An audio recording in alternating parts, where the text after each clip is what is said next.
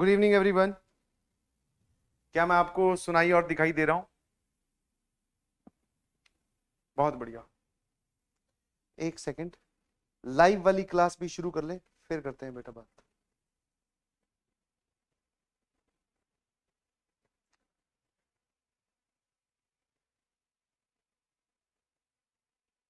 इसमें देखना ऑप्शन नहीं आ रहा शायद।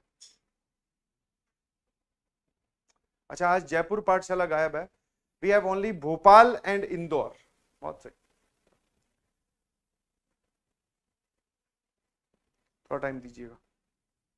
Yes, good evening good evening good evening. क्या मैं आप सभी लोगों को ऐप पर, अब ऐप वालों से थोड़ी सी बात कर रहा हूं, क्या मैं आप सभी लोगों को दिखाई दे रहा हूं? If yes then send thumbs up please, because जो मैक्सिमम क्राउड है वो ऐप पर जुड़ा हुआ है, तो एक बार उनसे भी बात कर लें। यस बेटा, गुड इवनिंग, थम्स अप भेजिए, क्लास स्टार्ट हो चुकी है। और गुड इवनिंग लिख के भेजोगे और थम्स अप भेजोगे तो मुझे पता चल जाएगा। और यहां पर मैं आपको सुनाई दे रहा हूं, तो कोई भी एक बार हेलो सर या कुछ ऐसा बोलना। हाँ सर, माइक उठाकर, ताकि मुझे पता चल जाए आपकी आवाज। बहुत सही बहुत सही, बहुत बढ़िया। इंदौर, हाँ बेटा उठा ही लिया माइक, तो आ रही है आवाज? बहुत बढ़िया, शाबाश, ठीक है। सारे लोग जुड़ चुके हैं मेरे ख्याल से और मुझे देख पा रहे हैं, बहुत बढ़िया। तो स्टार्ट करते हैं आज का लेक्चर, ट्रिग्नोमेट्री लेक्चर नंबर 2। इसमें बात करेंगे हम ट्रिग्नोमेट्रिक इक्वेशंस और हाइट एंड डिस्टेंस की, ठीक है। नाउ आज वाले गोल में अगर मैं बोलूं कि क्या क्या सॉल्व करने वाले हैं, तो you can say find expanding angle. क्या मतलब होता है एक्सपेंडिंग एंगल का, सिखाऊंगा। उसके बाद में ट्रिग्नोमेट्रिक सीरीज, ट्रिग्नोमेट्रिक इक्वेशन, और फिर हाइट एंड डिस्टेंस पे चलेंगे, ठीक है।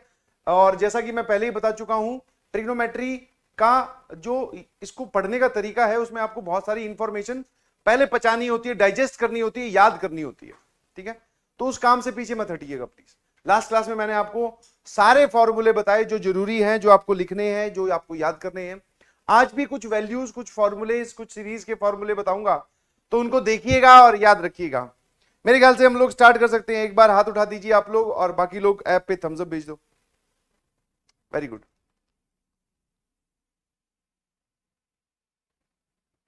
बहुत बढ़िया, आ जाइए।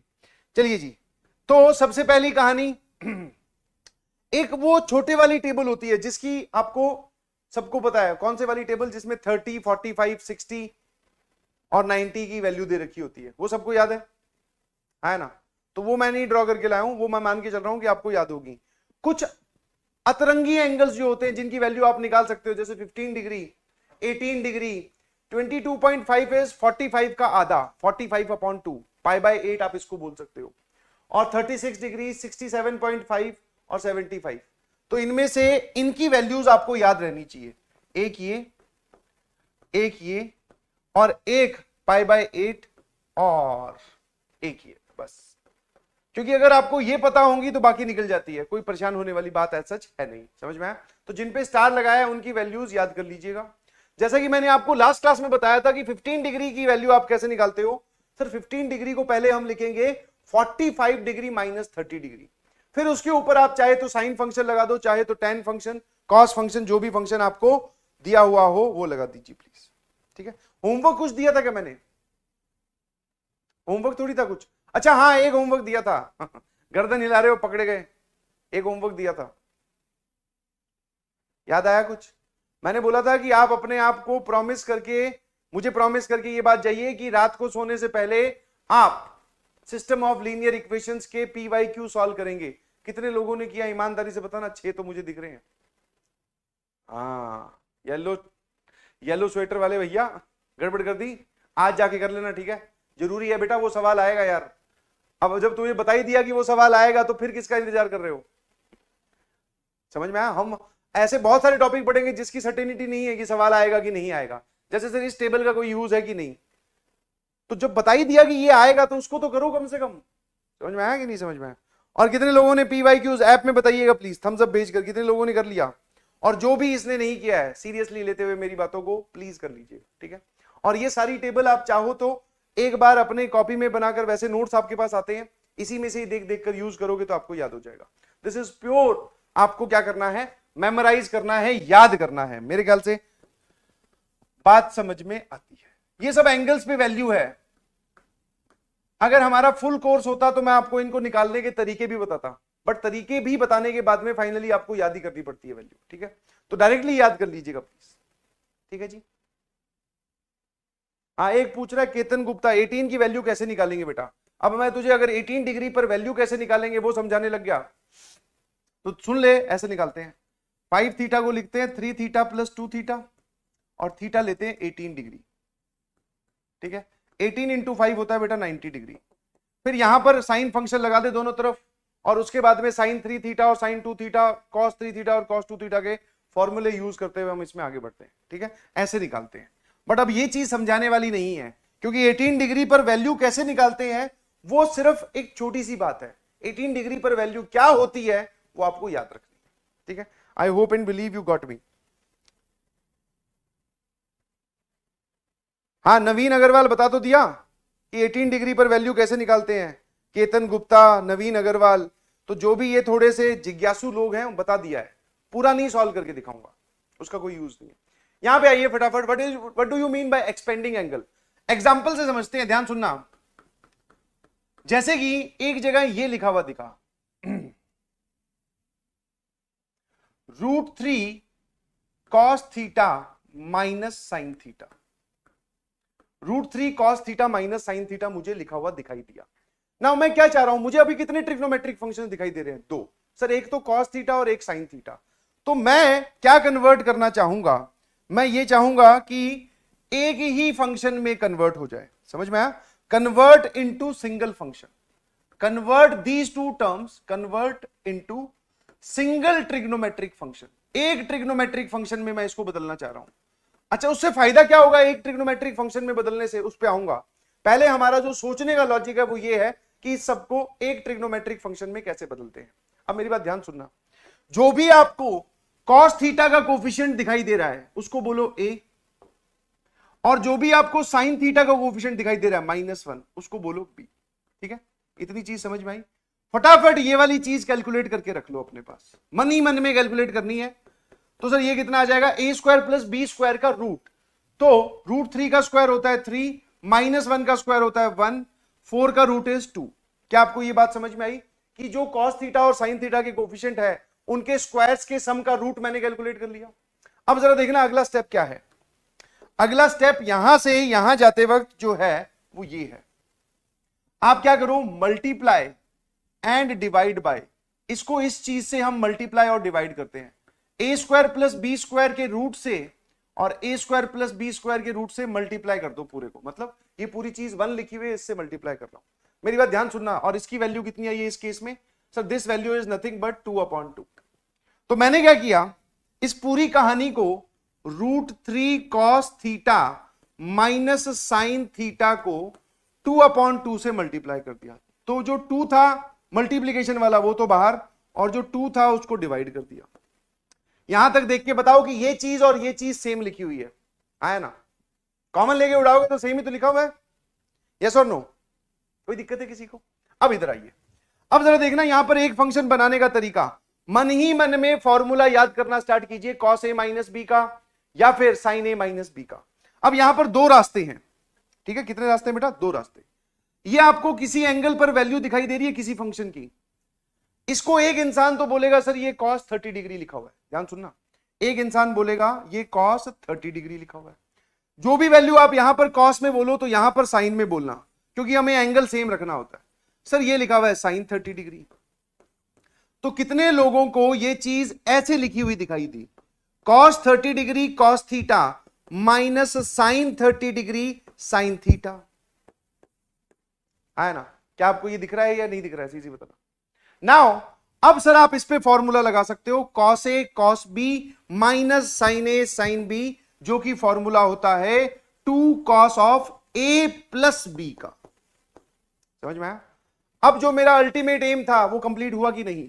सर सिंगल ट्रिग्नोमेट्रिक फंक्शन आप बनाना चाहते थे, वहां पर साइन और कॉस 2 लोग थे। अब मैं यहां देखूं तो मुझे सिर्फ एक दिखाई दे रहा है और वो है कॉस, यस और नो? आया ना? अब मैंने बोला कि 2 रास्ते हैं, तो दूसरा रास्ता सुनो। एक और भी कुछ बोलेगा कि सर आपने इसको cos 30 डिग्री बोला, मैं तो इसको sin 60 डिग्री बोलूंगा। कोई गलती नहीं है जी, साइन 60 डिग्री बोलो उसकी वैल्यू भी √3/2 होती है ना। और जब आपने बोला तो इसको अब आप साइन 30 डिग्री मत बोलना, क्योंकि अगर आप एक बार एंगल 30 उठा चुके हो और एक बार 60 उठा चुके हो तो यहां पर भी आपको 60 डिग्री वाला कुछ बताना है। कौन सा ऐसा फंक्शन होता है साइन और कॉस में जिसपे 60 डिग्री की पर वैल्यू हाफ आए? सो दैट इज कॉस 60 डिग्री, है ना। तो जो इसको ऐसे दिख रहा है दूसरे रास्ते से, जो इसको ऐसे देख रहा है दूसरे रास्ते से, वो क्या बोलेगा? उसको लिखा हुआ दिखाई दे रहा है 2 sine 60 degree into cos theta minus cos 60 degree into sine theta. ठीक है, अब मैं सिर्फ ये समझाना चाह रहा हूं कि अगर आप ऐसे जाओ या ऐसे जाओ, one and the same thing, एक ही बात होती है। नाउ अब जरा देखना, sir sine A cos B minus cos A sine B, तो बेटा जी ये फॉर्मूला होता है sine of A minus B का, और बी है थीटा। अच्छा, अब आपको ये दोनों फंक्शन अलग अलग लग रहे होंगे, बट ये दोनों सेम ही लिखे हुए हैं। पहली चीज तो हमारा वो वाला काम कंप्लीट हो गया कि हमें एक फंक्शन बनाना था, यहां पर भी एक फंक्शन है, यहां पर भी एक। सर यहां पर कॉस है, यहां पर साइन है। अच्छा, एक और चीज, जब आपको साइन से कॉस में जाना हो या कॉस से साइन में जाना हो तो हम क्या करते हैं? जैसे कॉस 30 डिग्री कितने के बराबर होता है साइन में? कॉस 30 से साइन 60 डिग्री के बराबर होता है। तो एंगल को आप 90 डिग्री में से घटाते हो, एंगल को आप क्या करते हो? 90 डिग्री में से घटा देते हो। क्या मेरी बात समझ में आ रही है? तो अगर आप यहां से यहां जाना चाहते हो, यहां से यहां, तो आप क्या करते? कॉस की जगह लिखो साइन, बाहर 2 एज इट इज, और जो भी हमारा एंगल है उसको 90 डिग्री में से घटा दो। अब इसको ध्यान से देखोगे तो ये पूरी चीज यही लिखी हुई है। अगर आप यहां से यहां आना चाहते हो तो सेम काम, 2 साइन की जगह लिखो कॉस, और इस एंगल को 90 डिग्री में से घटाओगे तो ये बचेगा 30 प्लस थीटा। ठीक है, तो ये दोनों सेम ही है, आपको परेशान होने की कोई जरूरत नहीं है। नाउ अब जो मैं आपको अगली चीज बता रहा हूं, सर इससे फायदा क्या हुआ? एक फंक्शन बनाने से बहुत सारी चीजें फायदा होगी बेटा। आप यहां पर जाकर मैक्सिमम मिनिमम वैल्यू बता सकते हो। क्यों? क्योंकि आप सभी को यह तो पता होगा कि अकेला फंक्शन अगर कभी लिखा हो, जैसे कॉस थीटा की मैक्सिमम वैल्यू क्या होती है? What is the maximum value of cos function? बोलो, कॉस फंक्शन की मैक्सिमम वैल्यू कितनी होती है? ज्यादा ज्यादा वो कितनी वैल्यू अटेन कर सकता है? दैट इज 1, और मिनिमम इज -1। तो इसकी मैक्सिमम वैल्यू इज 1 और इसकी मिनिमम वैल्यू इज -1। तो अकेला फंक्शन था। इस पूरे फंक्शन की मैक्सिमम वैल्यू अगर मैं आपसे पूछूं तो, इस पूरे फंक्शन की मैक्सिमम वैल्यू पूछूं तो सर इतने पार्ट की मैक्सिमम वैल्यू, अच्छा इस पूरे को हमने इसमें बदला, इस इतने की मैक्सिमम वैल्यू है 1, 1 मल्टीप्लाइड बाय 2, तो मैक्सिमम वैल्यू आ गई 2, और मिनिमम वैल्यू इस पूरे फंक्शन की कितनी है? -1, और यहां पर आप क्या बोलोगे? Minimum value is -2। ये हमारा फाइनल आंसर हो गया, मैक्सिमम मिनिमम वाला। क्या आपको मेरी बात समझ में आई कि नहीं आई? जल्दी से बताओ, यस और नो। ठीक है, ये तो समझ में आया इससे क्या फायदा हुआ? ऐसे सवाल जेई वाले पूछ चुके हैं, इसी को ही मैं जनरल फॉर्मूला में कन्वर्ट कर देता हूं। जनरल हमेशा के लिए आपको कभी भी a cos theta plus minus b sine theta लिखा हुआ दिखाई दे तो आप इस पूरी चीज को पहली चीज ऐसा लिख सकते हैं, a square plus b square. ठीक है, या फिर एक काम करो, हटाओ, बस इतना देखो, और इसकी वो मैक्सिमम मिनिमम वैल्यू पूछेगा आपसे। तो जो इसकी मैक्सिमम वैल्यू होती है वो होता है √a square plus b square. ठीक है, और जो इसकी मिनिमम वैल्यू होती है वो होती है बेटा √a square plus b square के आगे नेगेटिव साइन। ठीक है जी, बस ये दोनों रिजल्ट आपको याद रखने हैं, और यहां से बस ध्यान रखने वाली ये बात है कि थीटा थीटा सेम होना चाहिए, तभी आप ये चीज लगा सकते हो। थीटा और थीटा क्या होना चाहिए? सेम। साइन और कॉस की पावर क्या होनी चाहिए? 1 उसके बाद में ए और बी कितनी वैल्यू है, क्या है, कौन है, हमें उससे कोई लेना देना नहीं है। क्या मेरी बात समझ गए आप? आया ना? बहुत बढ़िया। अब सवाल करेंगे, जल्दी से इस सवाल का जवाब बताओ। सर वो बोल रहा है कि find the maximum and minimum value of 7 cos theta plus 24 sin theta. ठीक है, 7 cos theta plus 24 sin theta की वैल्यू बताइए। ये रिजल्ट आपको याद करना है, ध्यान रखना। ए और बी पहचाने, थीटा थीटा सेम होना चाहिए, बीच में प्लस या माइनस साइन हो, कुछ भी तो चलेगा। आंसर आप ये बताते हो, और सर मुझे जब यहां पर दिखाई दिया तो मुझे ए जो है कॉस थीटा का कोफिशिएंट दैट इज 7, सर जो बी है दैट इज साइन थीटा का कोफिशिएंट दैट इज 24। मैंने फटाफट A square plus B square calculate किया, दैट इज 7 का स्क्वायर प्लस 24 का स्क्वायर। अच्छा ये वैल्यू कितनी आती है ये बताओ, ये आपको बतानी पड़ेगी। सर ये वैल्यू आती है 25, क्योंकि इसको अंदर वाले को सॉल्व करोगे ये पूरा 625 लिखा हुआ है, और अगर ये 625 लिखा हुआ तो इसका रूट इज 25। फटाफट मैक्सिमम वैल्यू बता दो। Sir maximum value is 25 plus का, और what is minimum value is, sir इसकी minimum value is -25। Do you all got this, yes or no? जल्दी से बता दो बस, जल्दी से जल्दी से जल्दी से। समझ में आई बात? आ जाओ। जेईई मेंस 2019 में इसकी मैक्सिमम और मिनिमम वैल्यू पूछी गई, और मैं आपसे चाहता हूं कि जवाब दें। नाउ इसका जो जवाब है वो आपके सामने है। सवाल एक बार ट्राई करो। तो जब ये सवाल देखते हैं तो बहुत सारे लोग जल्दबाजी में, पता नहीं क्यों, पता नहीं कौन सी में होते हैं, सर मैं आपको आंसर बताऊंगा। मैंने कहा बोल भाई। बोले सर ये रहा 3, मैंने कहा ठीक है, और ये रहा 5, मैंने कहा बहुत बढ़िया बेटा, आगे बता। बोले कि सर इसकी जो मैक्सिमम वैल्यू होगी ना वो आएगी अंडर रूट ऑफ 3 का स्क्वायर प्लस 5 का स्क्वायर। मैंने बोला ये कितना हो गया, 25 प्लस 9, 25 प्लस 9 सर 34 हो गया रूट, है ना? तो उसने मैक्सिमम वैल्यू बोली 34। हमें मैक्सिमम ही निकालनी है, मिनिमम पूछ ही नहीं रहा, तो काम खत्म। जैसे ही उसने 34 बोला फटाफट टिक कर दिया। बोले टीचर ने तो यही सिखाया था। कितने लोग इस बात से एग्री करते हैं कि दिस इज रॉन्ग, और जब आप ये बताओ कि ये रॉन्ग है तो मुझे कारण भी बताइएगा, ऐसा ही नहीं कि आपने कुछ भी उठाकर बोल दिया।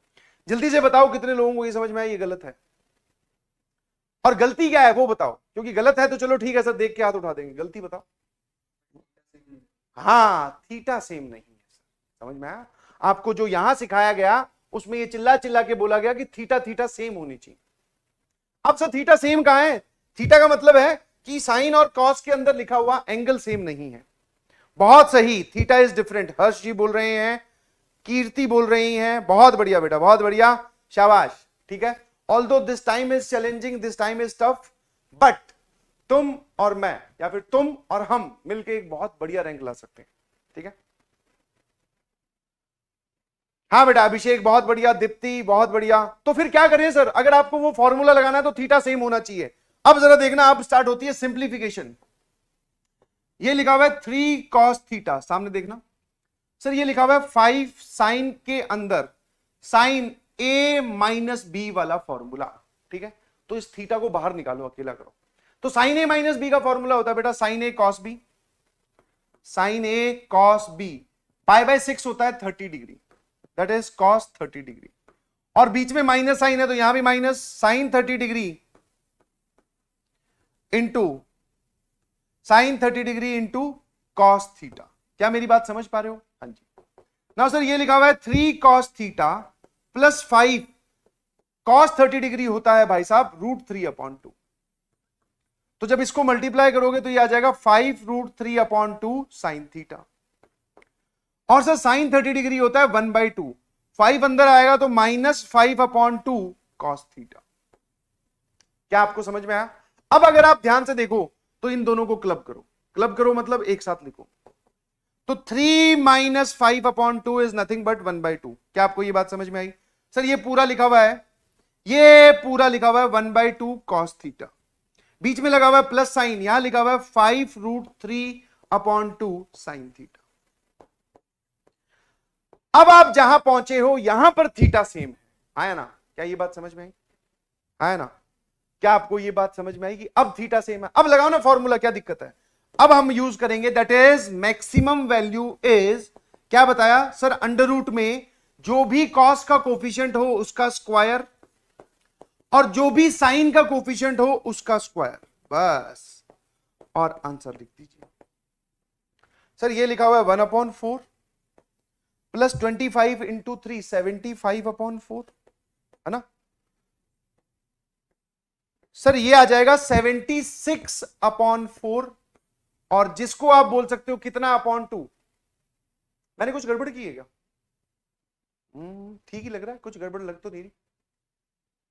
आप लोग क्या बोलते हैं?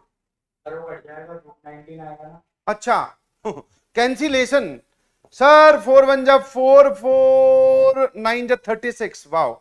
तो फाइनल आंसर इज √90। तो option B is correct, option A is incorrect. कितने लोगों को बात समझ में आया? है ना? तो आपको क्या करना, थीटा थीटा सेम होना चाहिए, बस वहां तक आपको एग्री करना है। ठीक है, चलिए जी। तो आपको क्या ये एक्सपेंडिंग एंगल का मतलब समझ में आया? इसका जो हिंट है वो एक्सपेंडिंग एंगल क्यों रखते हैं, मतलब इसकी हेडिंग हमने ये क्यों लिखी? तो ध्यान से देख, यहां पर था थीटा सिर्फ। जब आप इसको सिंगल फंक्शन में बदलते हो तो एंगल बढ़ जाता है। बढ़ जाता है मतलब ज्यादा लोग आ गए, थीटा में 30 डिग्री या तो जुड़ जाएगा या 60 डिग्री में से थीटा घट गया, तो एंगल बढ़ गया। समझ में आया? फंक्शन एक हो गया, एंगल थोड़ा बढ़ गया, इस वजह से इसको बोलते हैं एक्सपेंडिंग एंगल। क्या मेरी बात समझ पा रहे हो? यस। अगली कहानी, यहां पर 3 सीरीज आपके सामने है और आपको इस बात को जानकर विश्वास करना पड़ेगा कि सर इन सीरीज वाले 3 फॉर्मूलाज पर बहुत सारे सवाल आए। समझ में आया? अब मैं आपको धीरे धीरे ये सीरीज के फॉर्मूलेज और ये जवाब याद करवाता हूं, ध्यान सुनना। सर हाँ, याद ही करवाने का हमारे पास वक्त है। डेरिवेशन, फिर से कुछ डेरिवेशन वाले लोग होंगे जो बोलेंगे, तो इसमें बेटा मेथड ऑफ डिफरेंस लगता है।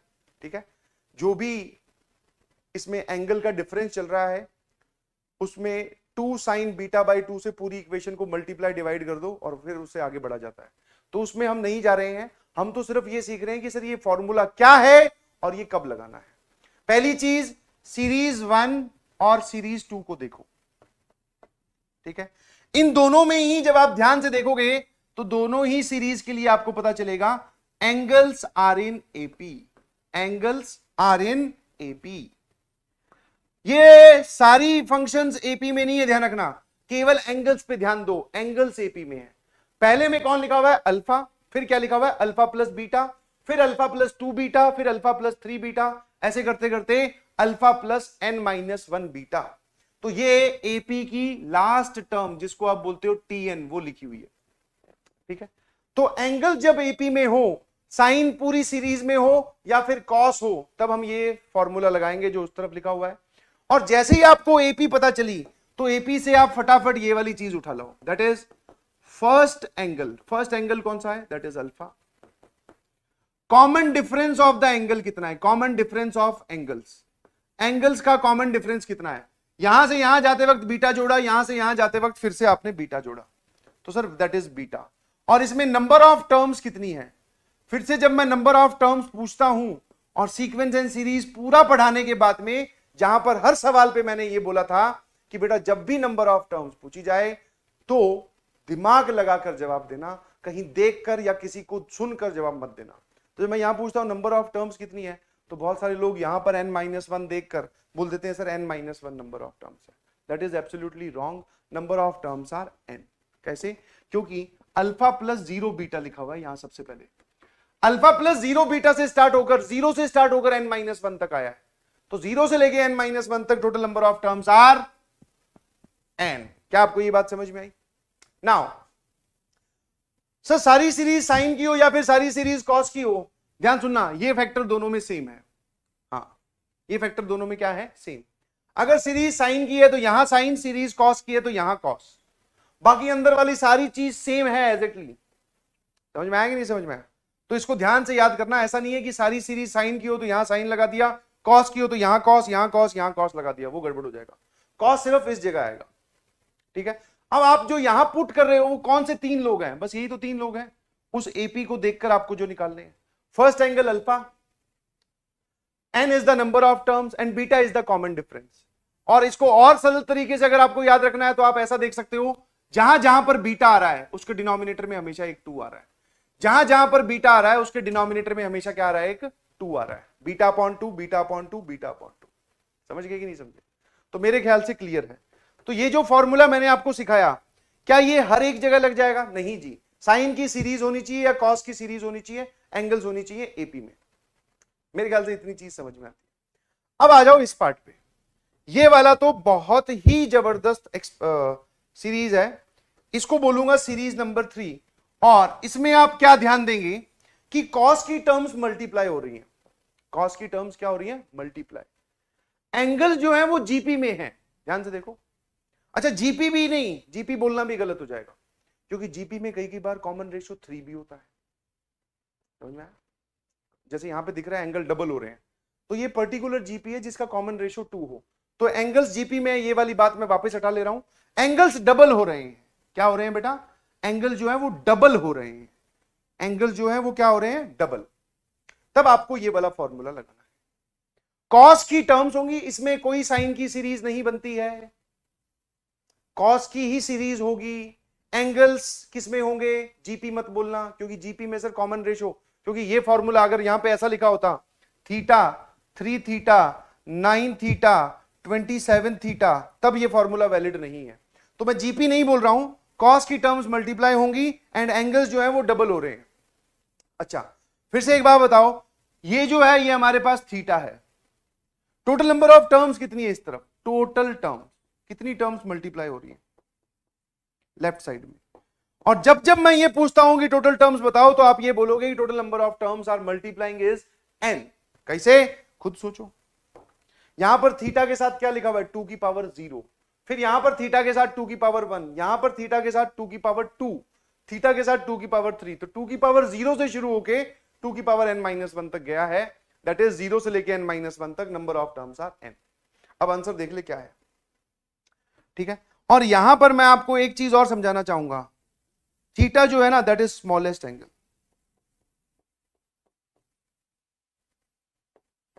ठीक है? इस सीरीज में थीटा जो है that is the smallest angle, और n जो यूज हो रहा है that is number of terms, वो मैं लिख चुका हूं। बस ये जवाब आता है। सर आपने स्मॉलेस्ट एंगल क्यों बोला? स्मॉलेस्ट एंगल इसलिए बोला बिकॉज दो तरीके से आपके सामने ये सीरीज आ सकती है, थीटा जिसमें angle theta 2 theta 4 theta 8 theta ऐसे हो, एक जिस तरीके से आप कंफ्यूज होंगे, एक ही ऐसे भी आ सकती है।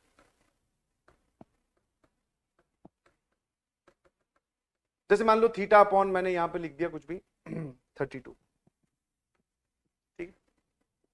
नाउ जब ये सीरीज ऐसे लिखी होती है तो बच्चों को लगता है अच्छा ये सबसे छोटा थीटा, मतलब ये थीटा है और ये डबल होता जा रहा है, जो सबसे छोटा थीटा पकड़ के जिसको डबल करेंगे वो है हमारा थीटा। अब अगर मैं पूछूं कि यहां पर जो आपको थीटा रखना है वो कौन है इस सीरीज में, तो ये मत बोल देना ये गलत है, क्योंकि एंगल होना चाहिए डबल। अब की बार ये रखा जाएगा, सबसे छोटा थीटा ये है, यहां से आप डबल करोगे फिर अगला, उससे डबल करोगे अगला, फिर ऐसे ऐसे ऐसे होते हुए डबल हो रहे हैं। क्या मेरी बात समझ गए कि थीटा कौन है? सबसे छोटा एंगल उस सीरीज में। तो भैया कॉस की टर्म्स होंगी, मल्टीप्लीकेशन में होंगी, एंगल्स डबल हो रहे होंगे, सिर्फ कॉस की टर्म्स होंगी, ठीक है? एंगल्स डबल हो रहे होंगे, आपको थीटा और एन चाहिए, और यहां पुट करना है थीटा है स्मॉलेस्ट एंगल और एन है number of terms. I hope you got this. और अगर बात समझ में आ गई तो यहां से स्टार्ट करते हैं। इस सवाल का जवाब बताइए सर, इस पे कौन सी सीरीज लगेगी, खुद देखकर बताओ।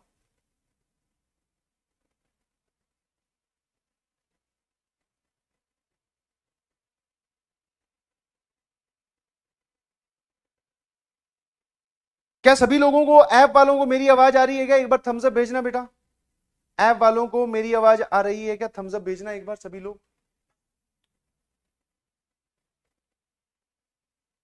ताकि मुझे पता चल जाए कि तुम्हारे कमेंट जो है वो चल रही है। बहुत सही, बहुत बढ़िया बहुत बढ़िया, यस ठीक है ये क्वेश्चन सॉल्व करो। सर यहां पर हम ऐसा सोच रहे हैं कि ये जो है ये सीरीज है कॉस की, एंगल्स आर इन एपी। कितने लोगों को दिखाई दिया?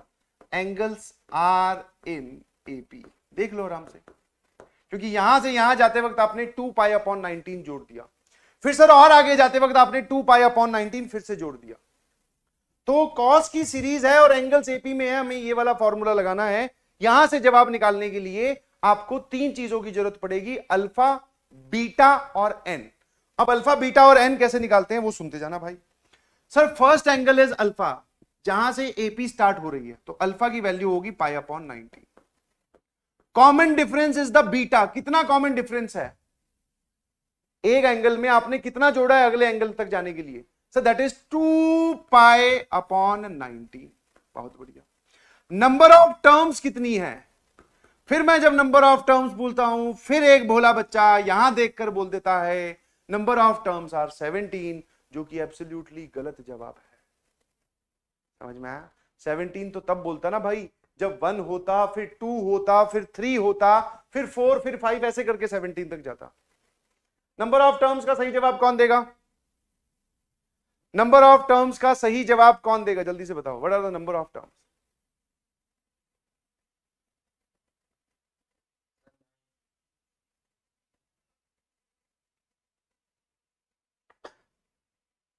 देख लो, ध्यान सुनना।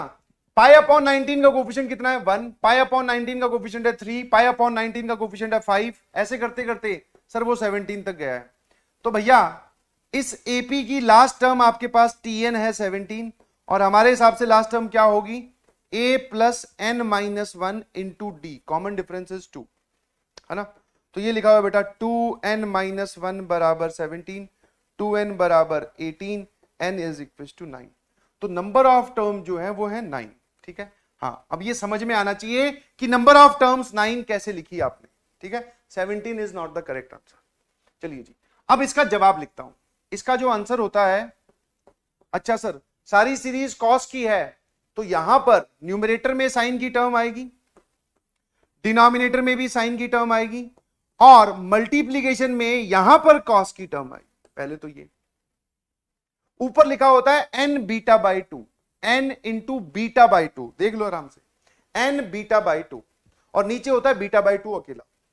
तो अगर बीटा ये है तो what is beta by 2? So that is pi upon 90। ये बात समझ में आती है? बीटा को 2 से डिवाइड करूं तो ये हो जाएगा। तो आप यहां लिखोगे N multiplied by beta by 2। बहुत बढ़िया।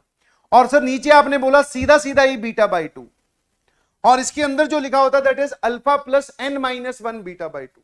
Now what is alpha? Alpha is the first angle, that is pi by 19 plus n minus 1, ये रहा एन, इसमें से 1 घटाओगे that is 8 into beta by 2, and beta by 2 is again pi upon 90। आया ना? क्या आपको ये बात समझ में आई? सारी वैल्यूज आपने अच्छे से पुट कर दी। अब अगर मैं इसको सिंप्लीफाई करने जाऊं तो यहां लिखा हुआ है साइन के अंदर 9 pi upon 19 multiplied by cos के अंदर भी 8 pi upon 19 plus pi upon 19, तो ये भी 9 pi upon 19 whole divided by pi upon 90। क्या यहां तक सब सही चल रहा है क्या? है ना? बट आपका जवाब ये नहीं है, क्योंकि इसकी न्यूमेरिकल वैल्यू सही सही आएगी। अब जो कि मैंने आपको एक चीज बताई थी, शायद आप में से पता नहीं कितने लोगों ने ध्यान दी कि नहीं, वापस बोलूंगा तो शायद समझ में आए।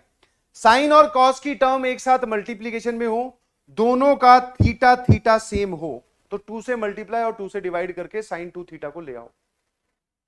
तो 2 sine theta cos theta is nothing but, वो 2 मैंने मल्टीप्लाई किया बिकॉज वहां पे था नहीं, तो ये हो जाएगा सर साइन 2 थीटा, थीटा का दुगना, तो वो है 18 पाई अपॉन 90।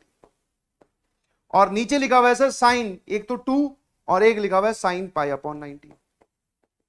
सुनते जाना आराम आराम से। अभी भी कहानी नहीं समझ में आई सर, तो अब देख एक चमत्कार। इस 18 पाई अपॉन 19 को आप पाई माइनस पाई अपॉन 19 लिख सकते हैं। 18 पाई अपॉन 19 को आप पाई माइनस पाई अपॉन 19 लिख सकते हैं, है ना? हाँ सर बिल्कुल, एलसीएम लेके देख, अपने आप यही लिखा हुआ है। अच्छा, साइन पाई माइनस थीटा कितने लोगों को पता है? जरा हाथ उठाइएगा। What is sine pi minus theta? Theta चाहे कुछ भी हो, so that is sine theta. Sine pi minus theta is sine theta. तो ठीक है, आपने सर इसको बोला साइन पाई माइनस थीटा, तो ऊपर वाली टर्म जो है that is sine pi upon 19 लिखी हुई है, क्योंकि sign pi minus theta is sine theta, नीचे एक 2 और एक sine pi upon 90। Final answer कितने लोगों को दिखाई दिया? सर ये उड़ा दोगे तो आंसर बचेगा दैट इज हाफ। ये पूरा हाफ लिखा हुआ है। क्या मेरी बात समझ में आई? है ना? ठीक है, ये कौन है भाई? समीर खान बोल रहा सर बीटा गलत है। बीटा कैसे गलत है बेटा? तू बता, तेरे हिसाब से बीटा क्या होना चाहिए?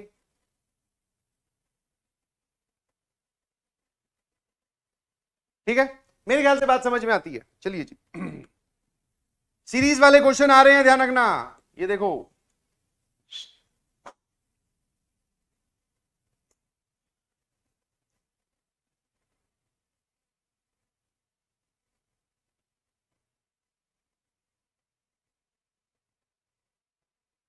वो सीरीज पिछले पेज पे है, शायद सर हम भूल गए, आप एक बार वापस से लिख दीजिए। Cos theta cos 2 theta cos 4 theta dot dot dot till cos 2 की पावर n माइनस 1 थीटा जो आता है उसका जवाब होता है साइन ऑफ 2 की power n theta whole divided by 2 की पावर n साइन थीटा। ये आंसर होता है, ठीक है। और ये आंसर मैंने आपको यहां लिखवा रखा है, साइन 2 की पावर n थीटा अपॉन 2 की पावर n साइन थीटा। और जो कि मैंने आपको अभी थोड़ी देर पहले एक्सप्लेन किया बहुत अच्छे से कि थीटा क्या है। बहुत सारे लोगों को ऐसा लगता है कि सीरीज में जो स्टार्टिंग में होगा ना वही थीटा है, नहीं जी। थीटा वो सबसे छोटा एंगल है जिसका डबल होगा। थीटा वो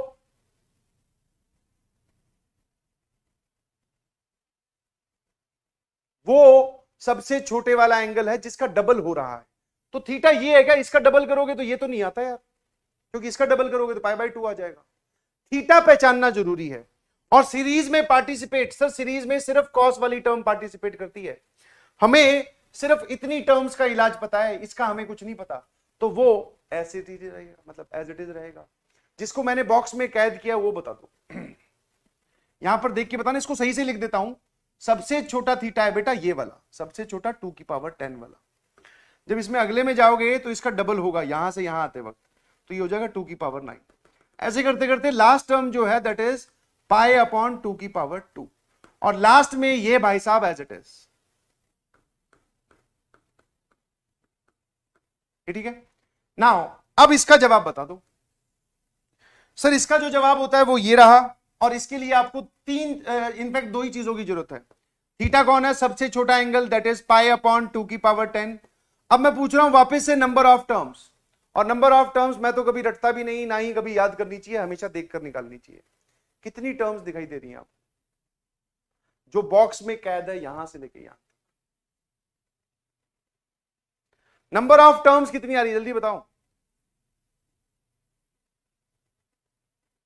2 से लेके 10 तक। अच्छा 2 से लेके 10 तक जब काउंट करने के लिए बोलता हूं तो बहुत सारे लोग बोल देते हैं नंबर ऑफ टर्म्स आर 8। 2 से लेके 10 10 माइनस 2, नहीं जी, नंबर ऑफ टर्म्स पूछिए। 2 पावर 2 से शुरू हुआ, फिर पावर 3, फिर 4, फिर ऐसे करते करते 10 तक जाएगा। 2 3 4 5 6 7 8 9 10, total number of terms are 9। क्या मेरी बात समझ में आई नहीं आई? बहुत बढ़िया ऐप वालों, शाबाश। अब जवाब लिख दो। इस पूरी कहानी का अगर मैं आपसे जवाब पूछूं तो साइन 2 की पावर n इंटू थीटा, सबसे छोटे वाला एंगल, डिवाइडेड बाय 2 की पावर n क्या है, number of terms, multiplied by sine sir theta, और थीटा क्या है, पाई अपॉन 2 की पावर 10। सर ये तो इसका इलाज है, साथ में उसने ये वाली टर्म खुद अटैच करके भेजी है, हमने तो इसका कुछ भी नहीं किया, जैसी थी वैसी ही चलती आ रही है। अब आपको समझ में आ गया होगा उसने ऐसा क्यों किया, ताकि ये और ये कैंसिल हो जाए, ये पूरा और ये पावर गई। साइन पाई बाय 2 होता है बेटा 1, साइन के अंदर बचा सिर्फ पाई बाय 2 दैट इज 1, और यहां बच गया 2 की पावर 9। 2 की पावर 9 होता है बेटा 512, बिकॉज 10 होता है 1024, तो 2 की पावर 9 हो जाएगा 512। कितने लोगों का ऑप्शन ए मैच कर गया एकदम? बहुत बढ़िया, शाबाश। ठीक है, क्या आप सीरीज समझ पा रहे हो? 3 ही फॉर्मूले हैं सीरीज के, इनको याद कर लीजिएगा प्लीज। कोई बड़ी और हाई फाई सीरीज नहीं लिखवाई है, मेरे ख्याल से आप समझ जाएंगे, और बहुत आसान है इनको याद करना।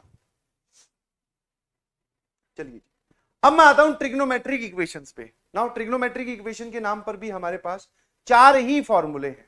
ट्रिग्नोमेट्रिक इक्वेशंस के नाम पर हमारे पास कितने फॉर्मूले हैं? 4 ही फॉर्मूले हैं, केवल और केवल, और वो चारों आपकी स्क्रीन पे दिखाई दे रहे हैं।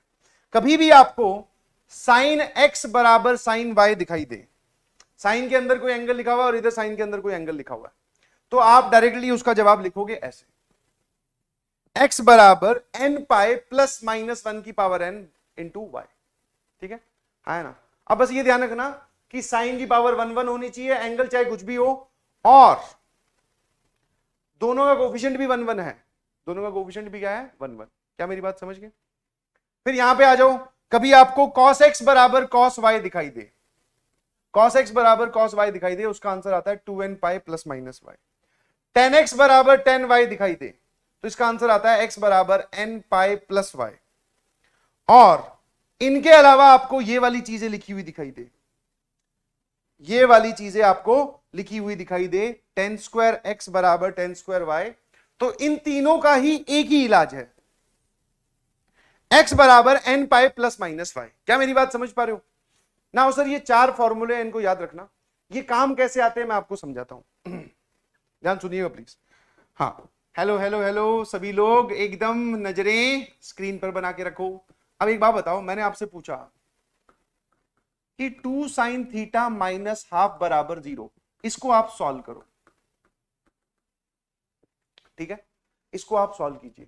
अच्छा, जब आपसे कोई ट्रिग्नोमेट्रिक सॉल्यूशन पूछा जाता है तो आपसे अब की बार एक या दो एंगल नहीं मांग रहा है वो। क्या आप सभी लोगों को यह पता है कि जो ट्रिग्नोमेट्रिक फंक्शंस होते हैं वो बार बार अपनी वैल्यू दोहराते हैं, रिपीट करते हैं, जिसको आप बोलते हो पीरियोडिक फंक्शन, है ना?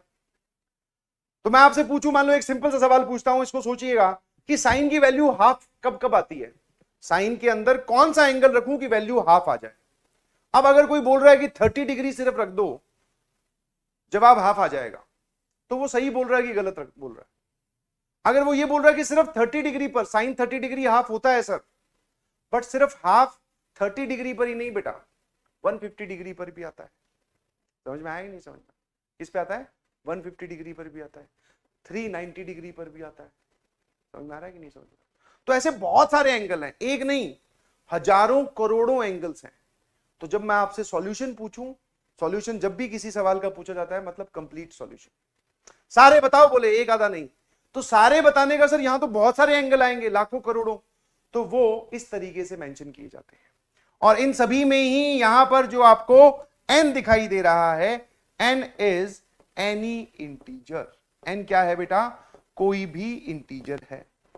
आप इन सभी में ही n की वैल्यू सिर्फ बदल सकते हैं, क्योंकि x और y तो आपको यहां मिल जाएंगे, पाए एक कांस्टेंट है, बचा n आप बदलते जाना, n की वैल्यू कभी 0, कभी 1, कभी -1, कभी 13, कभी 15 लिखते जाओगे, आपको अलग अलग आंसर्स मिलते जाएंगे। क्या मेरी बात समझ में आ गई? है ना? कोई दिक्कत है किसी को? ये कौन है बे? अभिषेक नारायण, क्या गलत लग रहा है तेरे को? शिवांगी, क्या है गलत? क्या लिखे जा रहे हैं ऐप में गलत? अच्छा, उसका आंसर, अच्छा थोड़ा लेट चलता है ना यहाँ पे, क्योंकि ऐप में टेलीकास्ट थोड़ा 10-12 सेकंड लेट होता है। तो मैंने वो जो पूछा था ना कि सिर्फ एक ही एंगल होगा क्या, तो एक ही एंगल नहीं होगा सर, बहुत सारे एंगल होंगे। अब वो बहुत सारे एंगल थोड़ी लिखने बैठेंगे हम, तो उसकी जगह हम एक फॉर्मूला पकड़ा देते हैं, बोले इसमें n की वैल्यू बदलता जा, तेरे को सारे एंगल मिलते जाएंगे। जैसे कि मैंने ये वाला सवाल पूछा आपसे, सुनने की कोशिश कीजिएगा, समझने की कोशिश कीजिएगा। सर ये वाली चीज पूछना इसी के ही बराबर है कि साइन थीटा की वैल्यू हाफ कब होगी, 1 इधर 2 से डिवाइड किया, इसको इस रूप में लिखो। सर इसको इस रूप में लिखे मतलब, इसको इस रूप में लिखे मतलब उसमें एक तरफ साइन है और दूसरी तरफ भी साइन की टर्म है, तो ठीक है, इस हाफ की जगह आप कोई भी एक साइन की टर्म लिख दें। कोई बोले सर मैं तो 30 डिग्री लिखूंगा, कोई दिक्कत नहीं, लिख भाई 30 डिग्री लिख, 30 डिग्री लिखो, या फिर एक ही बात है π/6 लिखो, one and the same thing. क्या आप यहां पहुंच गए क्या? साइन एक्स बराबर साइन वाई वाली सिचुएशन पे अगर पहुंच गए हैं तो उसके बाद में डायरेक्टली ये फॉर्मूला यूज कीजिए, दैट इज एक्स बराबर, एक्स का रोल ये प्ले कर रहा है एन पाई प्लस -1 की पावर n, y का रोल ये प्ले कर रहा है, ये हमारा y है और ये x है। समझ में आया? साइन एक्स बराबर साइन वाई, और यहां मैंने लिख दिया π/6। और जैसे ही आपने ऐसा लिखा तो वो जो आपने अभी सवाल पूछा था ना सर, साइन की वैल्यू कब कब हाफ होती है, वो सारे 1025 करोड़ की पावर 1025 करोड़ इतने एंगल्स वो लिखे हुए। सर ये क्या बोला आपने, 1025 करोड़ की पावर 1025, मतलब बहुत सारे। तो बस n की वैल्यू बदलता जा, तेरे को सारे एंगल मिलते जाएंगे। जैसे 2-4 निकाल के देखें क्या? बिल्कुल सही सर, इसमें हमने n की वैल्यू, आपने बोला कोई भी इंटीजर है, n की वैल्यू 0 पुट कर दूं, तो मैंने कहा कर तो सही, क्या दिक्कत है? थीटा बराबर यहां 0, -1 की पावर 0 होता है 1, ये आ जाएगा π/6। बहुत बढ़िया सर, सही बोल रहे हो, π/6 एक ऐसा एंगल है जिसपे हाफ आती है वैल्यू। क्या मेरी बात समझ पा रहे हो कि नहीं? बहुत बढ़िया। फिर किसी ने बोला सर n की वैल्यू -1 पुट कर दूं, तो करना भाई, किसने मना किया है? यहां लिखा हुआ है एनी इंटीजर। अगर मुझे सिर्फ पॉजिटिव वैल्यूज पुट करवानी होती तो मैं वहां लिखता any positive integer. Any integer मतलब सर पॉजिटिव नेगेटिव सब। अब आ जाओ, एन की वैल्यू -1 पुट कर, सर ये आ जाएगा -पाई, -1 की पावर -1, सर ये -1 ही होता है। थोड़ा इत्मीनान से देखोगे तो सर इसमें एलसीएम लोगे, ये आ रहा है -7 पाई/6। इस पे आप वैल्यू कैलकुलेट करो, -12 सॉरी +12। फिर किसी ने बोला सर एन की वैल्यू +1 ले लें या +2 ले लें, तो और देख लें। मैं कुछ आपको वैल्यूज निकाल के दिखा रहा हूं। यहां पर आएगा 2 पाई, एन की वैल्यू 2, -1 की पावर 2 कितना होता है बेटा +1, और ये π/6, 12 और 1 दिस इज 13 π/6। ऐसे करके आप में अब जितनी हिम्मत है सारे निकाल लो, मैंने तो वो सारे इनफाइनाइट लिख दिए। आया ना, आया ना, समझ में आया? नाउ अब मैंने आपको जब ये चीज ये समझ में आया, सारे सॉल्यूशन धीरे धीरे निकलते जाएंगे। आप एन की वैल्यू 15 भी पुट कर सकते हो, एन की वैल्यू 1010 भी पुट कर सकते हो। क्या मेरी बात को आप फील कर पा रहे हो? इनफैक्ट हमें जवाब यहीं पर ही लाके रखना है, और मैक्सिमम नंबर ऑफ क्वेश्चंस में वो आपसे पूछेगा कि हमें जो जवाब है ना वो मान लो 0 से लेके 180 के बीच में चाहिए। तो ये कंस्ट्रेंट उसने लगाई, हमने तो नहीं लगाई। तो हम फिर 0 से लेके 180 के बीच में मतलब कि हम क्या करेंगे, फिर यहां से आंसर निकाल के देखेंगे। इनमें से 0 से लेके 180 डिग्री के बीच में जो होंगे उनको बता देंगे, बाकी सबको हटा देंगे। आया ना? क्या मेरी बात समझ पा रहे हो? अब जब ये पहली सिचुएशन क्रिएट हुई जिसमें आपने साइन थीटा बराबर हाफ को साइन एक्स बराबर साइन वाई वाले रूप में कन्वर्ट किया, तो अब यहां पर समस्या होनी स्टार्ट हुई थोड़ी थोड़ी, और वो समस्या बारीक सी है, आपको उसको फील करना पड़ेगा। सर आपने बोला कि यहां पर 30 डिग्री रख दो, मैं इस 30 डिग्री की जगह 150 डिग्री रखूंगा भाई, क्योंकि साइन की वैल्यू 150 डिग्री पर भी हाफ ही होती है। अब जो 150 डिग्री रखेगा, 150 डिग्री का मतलब है 5 π/6। समझ में आ रही है मेरी बात? ध्यान सुनना। 150 डिग्री जो रखेगा वो गलत कर रहा है क्या? नहीं जी। बहुत सारी किताबों में बहुत सारे टीचर भी यही बोलते हैं कि यहां पे एक्यूट लिखा हुआ होना चाहिए। कोई जरूरत नहीं है, एक्यूट हो ऑब्ट्यूज हो कुछ भी हो। तो यहां पर जो 150 डिग्री रखेगा उसको यहां पर भी 150 डिग्री दिखाई देगा, 5 π/6। उसको ऐसा लगेगा कि सर मेरा जो बगल वाला है उसने तो जवाब दिया है π/6 यूज करके, मैं जो जवाब दे रहा हूं उसमें 5 π/6 दिख रहा है। क्या ये दोनों जवाब सेम है? तो आंसर इज यस, सेम है। सिर्फ दिखने में अलग अलग हैं, वैसे ये सेम है। समझ में आया? अब मान लो कोई यहां पे 5 π/6 लिखता है, मेरी बात ध्यान सुनना। थीटा बराबर n पाई प्लस -1 की पावर n 5 π/6। अब इसमें आप n की वैल्यू बदलते जाओ, जितने एंगल आपको यहां से मिल रहे थे सारे यहां से मिलेंगे। बस ये है कि n की अलग अलग वैल्यू पुट करनी पड़ेगी। यहां पर आपको n की वैल्यू 0 पुट करने पर π/6 मिला, यहां पर आप n की वैल्यू 1 पुट करो तब आपको π/6 मिलेगा। देख ध्यान से,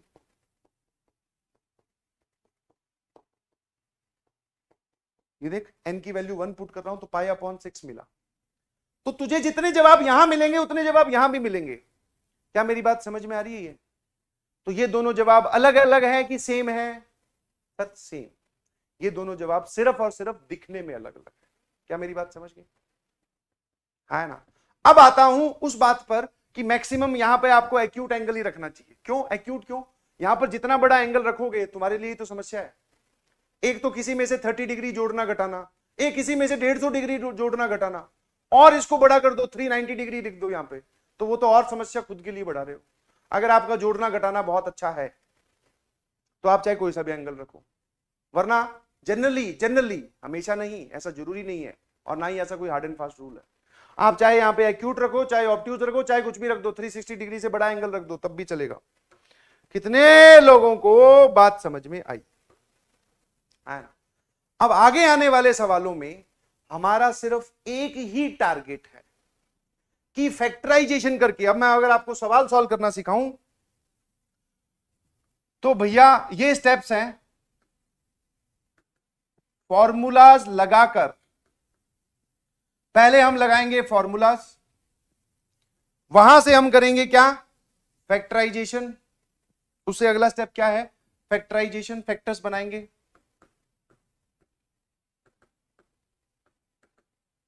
और उसका जो अगला स्टेप है गिवन 4 फॉर्मूलाज को यूज करके, गिवन 4 फॉर्मूलाज को यूज करके आंसर, यहां से पहुंचेंगे जवाब पे। नाउ अगर सबसे इंपॉर्टेंट स्टेप बताऊं तो ये वाला है बेटा,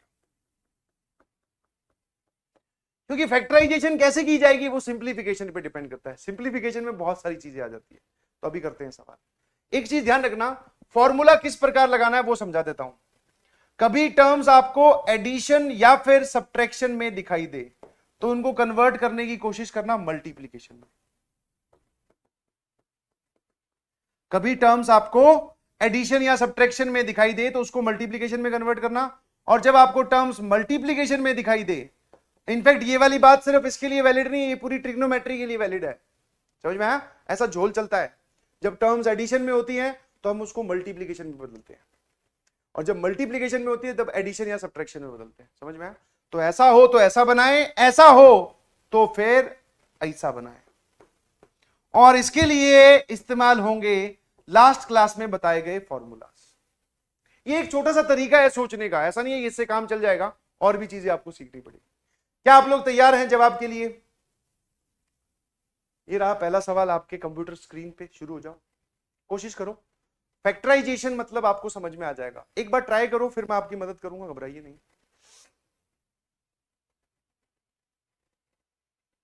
जो इक्वेशन आपको सॉल्व करनी है वो इक्वेशन ये वाली है, और सिंस आप गणित की क्लास में हैं तो पेन यहीं पर चलाओ, ताकि कोई गलती होगी तो यहीं समझ में आएगी। घर पे जाके सर थोड़ी ना हम वापस इसी लेक्चर को दोबारा देखेंगे।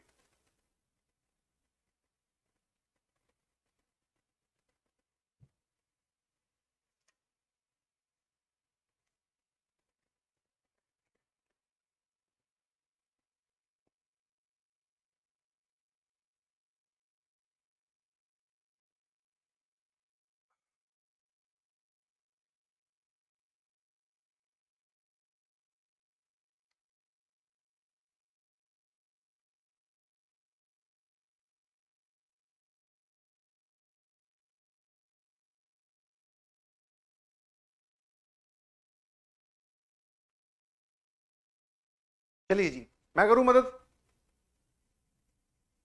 चलो सर, आपने जो बात बताई वो हमारे दिमाग में बैठ गई है, और हमने क्या किया, यहां पर हमें कुछ टर्म्स एडिशन में दिखाई दे रही हैं, एडिशन फिर सब्ट्रैक्शन, मल्टीप्लीकेशन में कन्वर्ट करेंगे, और मल्टीप्लीकेशन में कन्वर्ट करने के लिए बेटा साइन सी plus sine D, cos C plus cos D, वो वाले फॉर्मूले यूज होते हैं।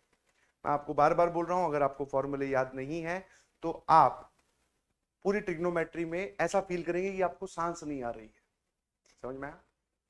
क्योंकि फॉर्मूले होने बड़े जरूरी है, और फॉर्मूले याद करने का एक मजेदार तरीका बताता हूं। आज से लेके जब तक जेई मेंस हो, वो सारे फॉर्मूले जो मैंने लिखवाए थे, कुछ आज, कल वाला लेक्चर और हो जान दो। इनफैक्ट ट्रिग्नोमेट्री के फॉर्मूले तो हो चुके हैं, कल वाले में सॉल्यूशंस ऑफ ट्रायंगल के आएंगे, उनको बाद में भी याद कर लेना चाहिए। जितने भी फॉर्मूले लिखवाए हैं उनका एक चाहो तो बढ़िया प्रिंट आउट ले लो, प्रिंट आउट नहीं ले सकते तो अपने हाथ से थोड़ी मेहनत करके एक पेज पे लिख लो, और उसका बनाओ एक छोटा पेज फोल्ड करके, वो हमेशा अपनी पॉकेट में रखो। जब सवाल सॉल्व करो तो सामने निकाल के रख लो, भैया कौन कौन सा फॉर्मूला अच्छा ये वाला यहां लगाता हूं, और जब फ्री बैठे हो कभी तो निकाल लिया, एक बार ऐसी नजर मार ली, अच्छा ये होते हैं, वापिस जेब में डाल दिया। आज से लेके अगर आप जेई मेंस तक ये काम करते हो, याद हो जाएंगे, इस बात की गारंटी मेरी।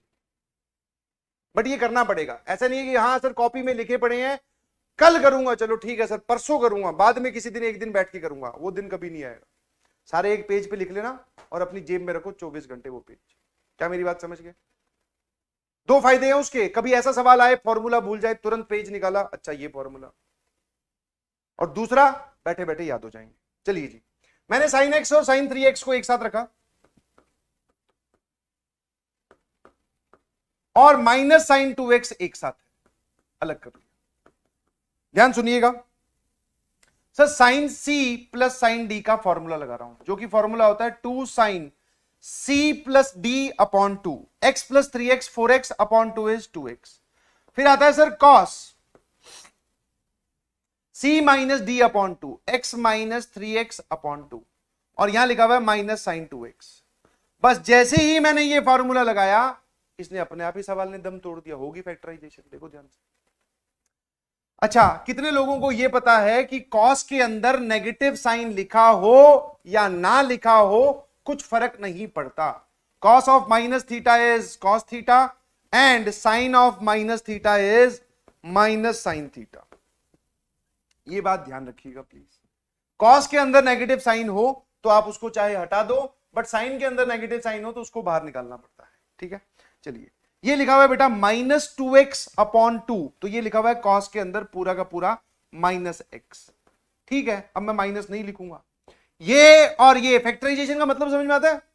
फैक्टराइजेशन का मतलब समझ में आता है? एक तरफ बराबर 0 होना चाहिए और बाकी इधर टर्म्स मल्टीप्लीकेशन में फैक्टर्स बना दिया। ठीक है, नाउ जैसे ही मैं sin 2x को कॉमन लेता हूं, काम खत्म। सर ये लिखा हुआ है 2, ये लिखा हुआ है cos x, यहां लिखा हुआ है -1। लो सर, एक फैक्टर ये रहा, एक फैक्टर ये रहा, दोनों फैक्टर्स को 0 करते हैं। लो भाई, sin 2x बराबर 0 या तो ये हो सकता है, या फिर सर 2 cos x माइनस, जब आप इस फैक्टर को 0 करोगे तो यहां से आ जाएगा cos x बराबर हाफ। जब मैंने फैक्टर्स किए तो मुझे ये दो वैल्यूज पता चली, समझ में आया? और इनके बीच में लगता है बेटा और का मतलब होता है यूनियन, यूनियन का मतलब होता है प्लस। ये हुआ तो भी ठीक, ये हुआ तो भी ठीक, दोनों के आंसर कंबाइन करके बताएंगे। ठीक है, आया ना? अब मेरी बात ध्यान से सुनना, ये तो मैंने इसको सॉल्व किया। हमेशा आपको सवाल में कंस्ट्रेंट देखना पड़ेगा कि जवाब वो आपसे सारे चाह रहा है या फिर कुछ पर्टिकुलर रेंज में चाह रहा है। समझ पा रहे हो? अब की बार सारे नहीं बोले उसने, क्योंकि वो जो x आपसे निकलवा रहा है, दैट x इज x जो भाई साहब है वो क्लोज ब्रैकेट 0 से लेके 90 डिग्री से छोटे 90 डिग्री ओपन तक लाई करते हैं। मतलब 90 डिग्री से कम और 0 डिग्री से बड़े आपको आंसर देने हैं। 90 डिग्री से कम और 0 डिग्री से बड़े आपको आंसर देने हैं। क्या मेरी आवाज आ रही है?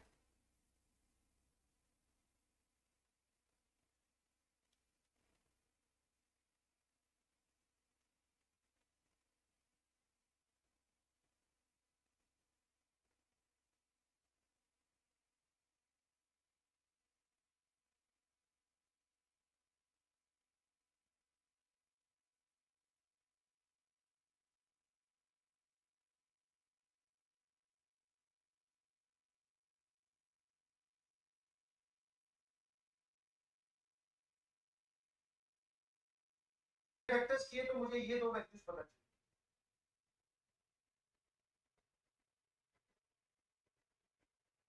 p इंटीजर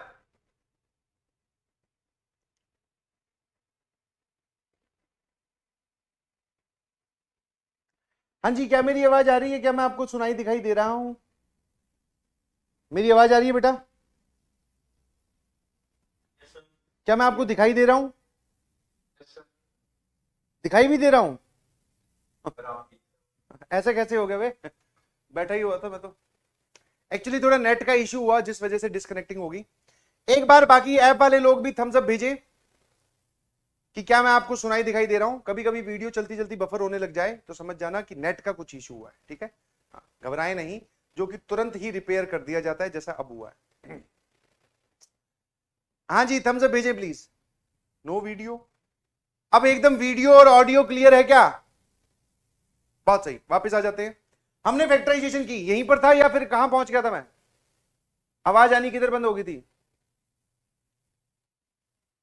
ये फैक्टर तो बता दिए थे। ठीक, नाउ सर अब इनका जवाब देखते हैं। अगर हम ध्यान से, तो उसने पूछा x की वैल्यू 0 और 90 डिग्री के बीच में होगी, मतलब हमें इससे बाहर नहीं जाना है। एक बात बताओ, कौन कौन से ऐसे एंगल्स होते हैं, कौन कौन से ऐसे एंगल होते हैं 0 और 90 डिग्री के बीच में जिन पर cos की वैल्यू हाफ आती है? सर एक ही होता है, दैट इज 60 डिग्री। हाँ है ना? ये तो एक ही होगा, दैट इज 60 डिग्री। बोलो।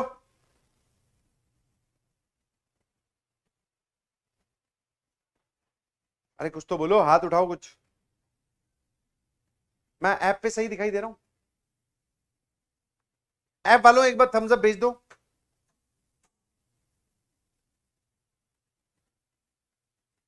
बहुत बढ़िया, शाबाश।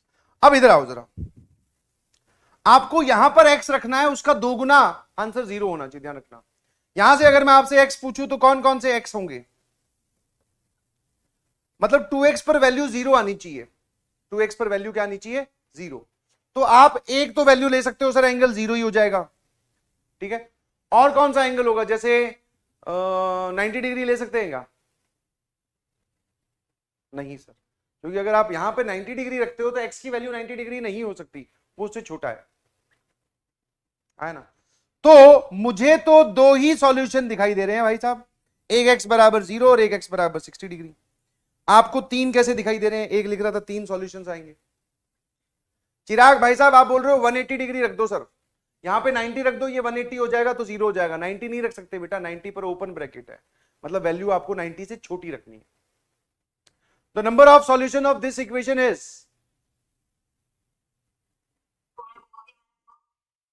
है ना, ये समझ में आया, अरे बोलो, तो दो ही आंसर है, फैक्टराइजेशन समझ में आई। चलिए अब लगाइएगा खुद अगला सवाल।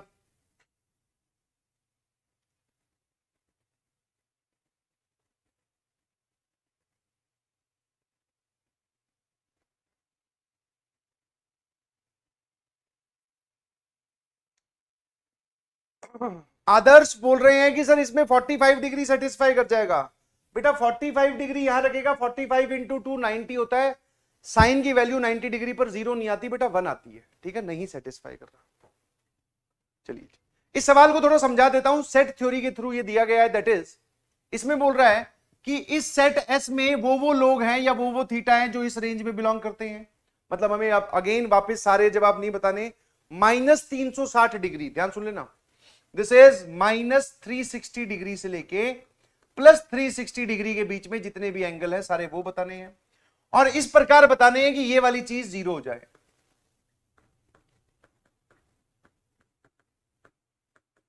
ठीक है जी, हाँ। अब यहां पर जो मैंने आपको एक बात बताई थी कि सोचने का तरीका क्या है, इसमें एक चीज और ऐड कर लीजिए, that is make function same और एंगल सेम।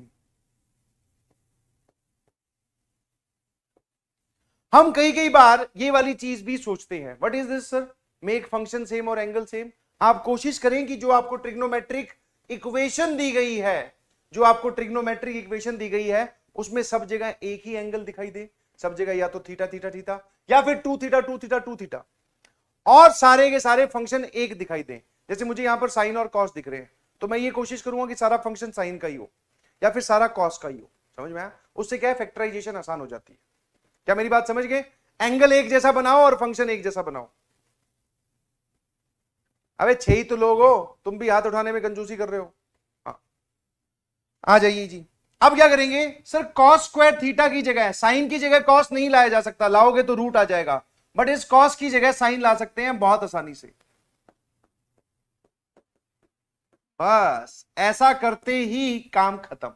सर ये लिखा हुआ है 2 - 2 sine square theta +3 sine theta.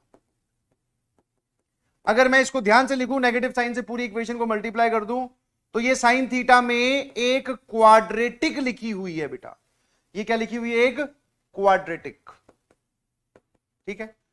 जो जिनको डायरेक्टली दिखता है तो वो तो इसको क्वाड्रेटिक को डायरेक्टली फैक्टराइज कर लेंगे, जिनको थोड़ा कम कम समझ में आता है ना, जहां पर कम कम समझ में आता है, जो आप थोड़ी देर के लिए साइन थीटा को टी बोल दो, साइन थीटा को थोड़ी देर के लिए क्या बोल दो बेटा, टी बोल दो।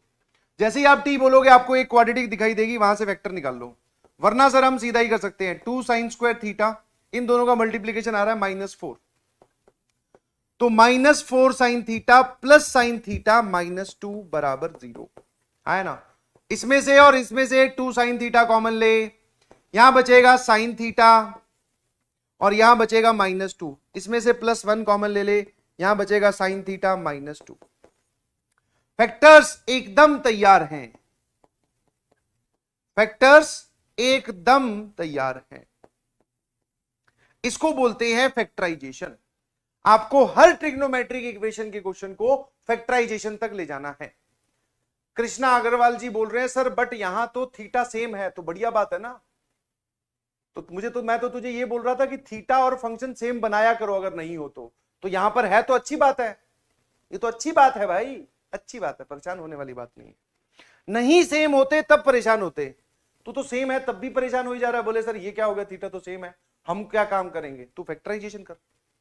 चलिए सर, दो फैक्टर्स दिख रहे हैं, जब आप इसको जीरो करोगे तो यहां से साइन थीटा बराबर आ जाएगा -हाफ, और जब आप इस फैक्टर को जीरो करोगे तो आपको पता चलेगा साइन थीटा बराबर 2। ऐसा नहीं हो सकता जी, this is not possible, because जो साइन की मैक्सिमम वैल्यू है वो क्या होती है, दैट इज ओनली 1, उससे बड़ा वो होता नहीं है। तो यहां से तो कोई जवाब आएगा नहीं। ले देंगे वापस, वो इसी सवाल पे अटक गया कि साइन थीटा की वैल्यू -हाफ कब कब होती है। वापस, अब सर वापस हम क्या सोचेंगे, इसको उसी रूप में ले चलो, साइन एक्स बराबर साइन वाई वाले। मेरी बात ध्यान सुनना, कोई ऐसा एंगल पता है क्या जिस पे साइन की वैल्यू -हाफ आती हो? कोई एंगल ऐसा पता है क्या जिस पर साइन की वैल्यू -हाफ आती हो? सर -हाफ अगर आती होगी तो ये होगा फोर्थ क्वाड्रेंट में, वरना अभी एक चीज बताई थी वहां से सोच ले, ये वाली चीज। Sir sine minus theta minus sine theta होता है, तो माइनस साइन थीटा अगर इसको हाफ बना दे तो माइनस साइन अपने आप आ जाएगा, तो हाफ ये बनता है 30 डिग्री पे, तो साइन ऑफ -30 डिग्री बोल दूं क्या? क्या बोलते हो, साइन ऑफ -30 डिग्री बोल दूं क्या? है ना, बिकॉज ये माइनस साइन बाहर जाएगा और साइन 30 डिग्री हाफ हो जाएगा। क्या आपको ये बात समझ में आई?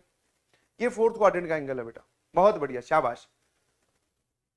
हाँ 210 डिग्री भी बोल सकते हो जसविनी, बिल्कुल सही बोल रहे हो, 210 डिग्री भी आप यहां लिख सकते हो, ठीक है, बहुत बढ़िया। अब सर इसके आगे, अब जो फॉर्मूला था वो याद होना चाहिए, और इसके आगे आप लिखोगे साइन एक्स बराबर साइन वाई, तो फॉर्मूला इज एक्स बराबर एन पाई प्लस -1 की पावर n इंटू -π/6।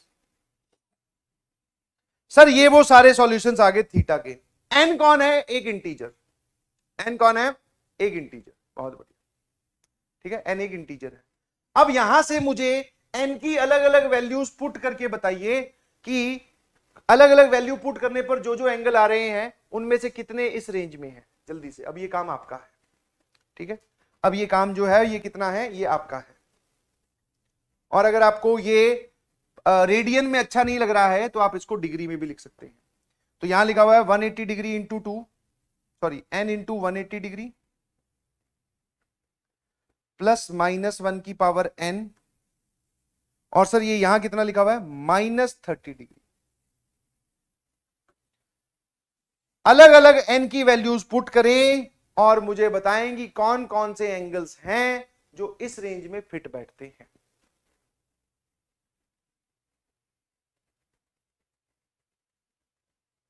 जैसे ही वो 360 डिग्री से बड़ा और -360 डिग्री से छोटा हो तो आप उसको मत इंक्लूड कीजिएगा।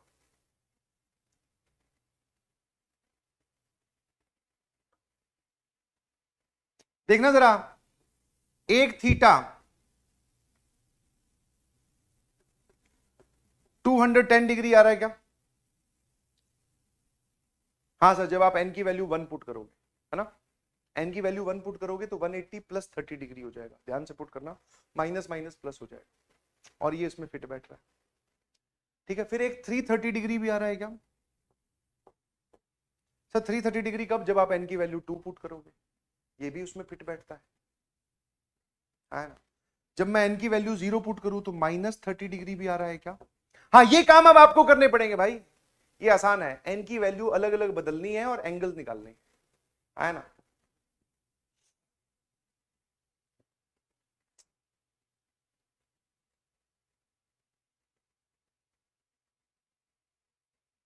-150 डिग्री भी आ रहा है क्या? n की वैल्यू -2 पुट करते बस, या n की वैल्यू 1 पुट करते नेगेटिव की। जैसे ही नेगेटिव -1 पुट करोगे तो ये आ जाएगा -180 और ये आ जाएगा +30, देख ले, -150 डिग्री। इन चारों के अलावा कोई और वैल्यू आ रही है क्या जो इस रेंज में फिट बैठती हो? पहले तो ये बताओ, बोलो भाई। नो सर, इनके अलावा और कुछ नहीं आएगी। अब अगर आप, जैसे कि ये वैल्यू कब आई? जब आपने n की वैल्यू 1 पुट की। ये कब आई? जब आपने n की वैल्यू 2 पुट की। ये तब आई जब आपने n की वैल्यू 0 पुट की, ये -1। अगर आप -2 पुट कर देते हो तो ये जो आंसर आएगा ये -360 डिग्री से छोटा आ जाएगा। ठीक है, तो ये 4 है। अब वो बोल रहा है, ध्यान सुनना, इस सेट के अंदर जितने भी लोग हैं उन सबका सम, मतलब जितने भी सॉल्यूशंस होंगे, जितने भी थीटा आएंगे इस सेट के अंदर, कौन है, वो सारे एंगल्स हैं जिस पर ये वाली कहानी जीरो होती हो, ये वाली कहानी इन एंगल्स पे जीरो होती है, इन सबका सम पूछ रहा है। सम बताना जरा कितना आ रहा है। अरे सबका सम बता दो यार, सामने लिखा हुआ है सम पूछ रहा हूं, क्या कर रहे हो भाई।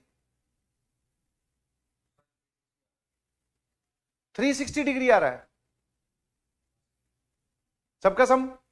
सर इन दोनों को जोड़ोगे तो 300 और इन दोनों को जोड़ोगे तो 60, 300 + 60 सम आ रहा है 360 डिग्री, जिसको आप लिख सकते हो 2 पाई। ऑप्शन कोई है क्या? हाँ सर, क्या बात अच्छे से समझ में आई? फैक्टराइजेशन और फिर यहां लिखे हुए 4 फॉर्मूलों में से किसी एक का इस्तेमाल। और मेरे ख्याल से अगर आपको पूरा एक चैप्टर सिर्फ 4 फॉर्मूलों पे बेस्ड हो तो वो 4 फॉर्मूले याद करना तो समझदारी की बात है। चलो और देखो,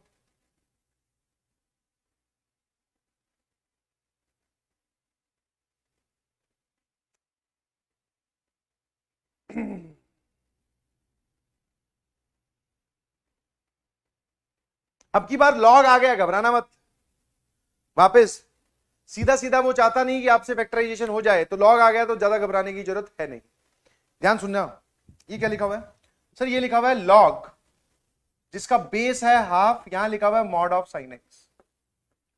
और सर ये जो नेगेटिव वाली टर्म है इसको इसके पास ले जाके लिखो, ये वाली टर्म वहां जाएगी तो ये हो जाएगा ये। और सर यहां लिखा हुआ है 2, तो इस 2 को यहां लिख दी। Same log m + log n, दोनों का बेस जो है दैट इज सेम, तो मेरे ख्याल से काम खत्म। आप यहां पर प्रॉपर्टी लगा सकते हैं log की, इन दोनों को कर दो मल्टीप्लाई, तो ये आ जाएगा sin x × cos x, और यहां लिखा हुआ है 2। log a with base b = c, यहां से आपको पता चलेगा कि sin x × cos x का जो मॉड है वो किसके बराबर हो जाएगा? सर इसको इधर लेके जाओ, दैट इज ½ 2, दैट इज 1/4। ठीक है जी। अभी आपको थोड़ी देर पहले और इनफैक्ट पिछली क्लास और आज वाली क्लास मिलाकर ये चौथी बार ऐसा हो रहा है कि मुझे साइन और कॉस की टर्म मल्टीप्लीकेशन में दिखाई दे रही है विद सेम एंगल। क्या करना चाहिए सर? यहां पर 2 से मल्टीप्लाई, और यहां पे 2 से मल्टीप्लाई किया, इधर भी 2 से मल्टीप्लाई कर दो, तो 2/4 मतलब 1/2। ठीक है, ऐसा बोल दो कि 2 एक यहां से निकाल के वहां भेज दिया तो भी एक ही बात है। सर ये क्या लिखा हुआ है? आपने बोला था फंक्शन एक बनाएं तो ज्यादा अच्छा है, और अब की बार फंक्शन एक बहुत आसानी से बन गया। sin x × cos x के साथ 2 हो तो ये लिखा हुआ है sin 2x, यहां लगा हुआ है मॉड, और यहां लिखा हुआ है बेटा हाफ। मॉड की प्रॉपर्टी मैंने आपको बताई थी, याद होगी शायद। सर ये लिखा हुआ है sin 2x ± हाफ, वापस ±½ पर आके अटक गया। सर ये वापस ±½ पे आके अटक गया। समझ में आया कि नहीं समझ में आया? कोई दिक्कत है? अच्छा, क्या मैं ये वाली चीज लिखूं?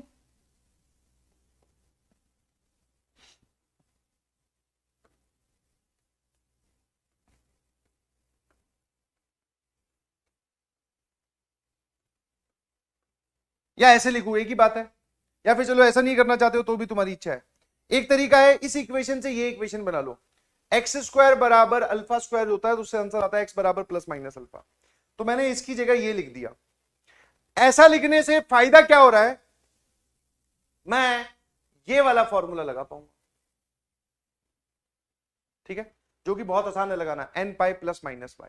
ठीक है, तो आप चाहे तो यहां से चले जाओ, और इसको फिर आप किस रूप में बदलोगे? सर ये लिखा हुआ है sin² 2x, और 1/2 का होल स्क्वायर कब होता है? सर आप इसको बोल दो this is sin², again half value कब आती है? सर 30 डिग्री पे, दैट इज π/6। ठीक है, तो ये कहानी ये लिखी हुई है। अब sin² x = sin² y में ये रोल प्ले कर रहा है बेटा x का, ये रोल प्ले कर रहा है y का। फॉर्मूला होता है x = nπ ± y। ठीक है जी, है ना? कहानी समझ में आ रही है कि नहीं आ रही है? या सर एकदम अब ऊपर से जा रही है बात? ये देख लो, x बराबर n pi plus minus Y. ठीक है जी। चलिए अब बताओ x क्या है। सर x की जगह है 2x, समझ पा रहे हो। सर यहां लिखा हुआ है n pi plus minus Y कितना है पाई बाई 6। आपसे वैल्यू 2x की नहीं पूछी है, नंबर ऑफ डिस्टिंक्ट सॉल्यूशन में वो हमेशा x की वैल्यू पूछता है, तो सर पूरी इक्वेशन को 2 से डिवाइड कर दो।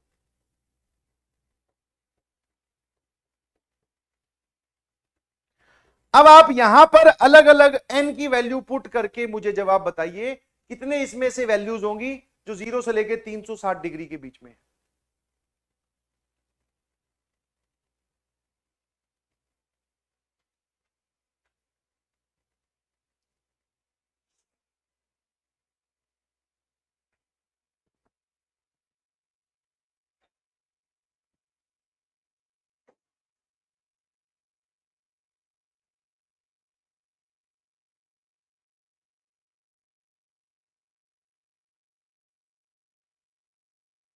बोलो भाई, इंदौर वालों, चुपचाप बैठे किस लिए, कैलकुलेट करनी पड़ेगी भाई साहब।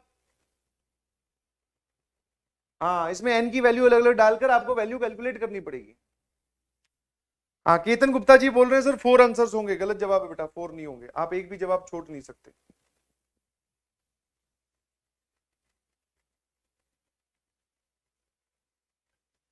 अच्छा, पाई अपॉन 12 को आप कैलकुलेट कर सकते हो, 15 डिग्री होता है, समझ गए। तो इसको अगर डिग्री में कन्वर्ट करना है तो पहले ही वैल्यू डालने से पहले ही this is 90 degree into n plus minus n pi upon 2 मतलब 90 degree into n plus minus 15 degree. अब वैल्यू पुट करनी स्टार्ट करो। कितनी वैल्यूज आ रही हैं। अगर मैं n की वैल्यू 0 पुट करता हूं, n0, तो यहां से दो जवाब आ रहे हैं बेटा प्लस माइनस 15 डिग्री। n की वैल्यू 1 पुट करता हूं तो वापस से दो जवाब और आएंगे, दैट इज 90 प्लस 15 115 या 105 सॉरी, और 90 माइनस 15 दैट इज 75। ठीक है। n की वैल्यू 2 पुट करता हूं तो दैट इज 180 प्लस 15 195 है ना, और 180 माइनस 15 तो 165। ठीक है, और चलते जाओ। अच्छा, n की वैल्यू क्या मुझे नेगेटिव में पुट करनी चाहिए? नहीं, क्यों? क्योंकि नेगेटिव में जा ही नहीं रहा है। n की वैल्यू 3 पुट करता हूं तो 270 प्लस 15, ये दोनों ही लोग 270 प्लस 15 और 270 माइनस 15 इसके अंदर होते हैं। जैसे ही आपने n की वैल्यू 4 पुट की, n की वैल्यू 4 मतलब 360 डिग्री, 360 डिग्री प्लस 15 वाली मत लेना क्योंकि वो इससे बाहर चली जाएगी, सिर्फ माइनस 15। 2 2 4 2 6 2 8 और 1 9।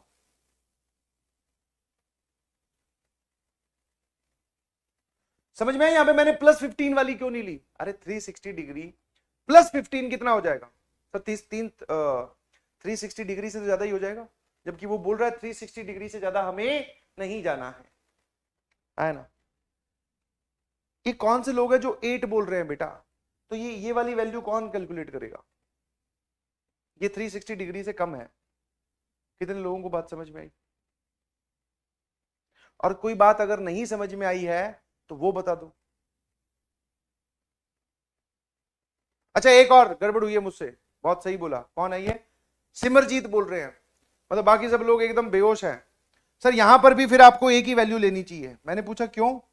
क्योंकि आप बोल रहे हो प्लस 15 और minus 15 degree, minus 15 degree negative angle होता है, तो यहां पर प्लस 15 डिग्री। बहुत बढ़िया, मैंने प्लस माइनस दोनों लिख दिए थे। माइनस 15 डिग्री नहीं चलेगा क्योंकि वो 0 से छोटा है। हाँ हाँ, हर्ष, ओजस्वी, बहुत सही। ऐप पर जो लोग हैं वो बहुत अच्छा रिस्पॉन्ड कर रहे हैं। तो माइनस 15 डिग्री यहां से हटा दिया और यहां से एक हटा दिया। अब टोटल नंबर ऑफ इज कितने सॉल्यूशन दिखाई दे रहे हैं? 8। ठीक है, अब ठीक है, बिल्कुल सही। आप सही बोल रहे थे, मैं गलत बोल रहा था। 9 is not the answer, 8 is the correct answer. Minus 15 degree नहीं ले सकते।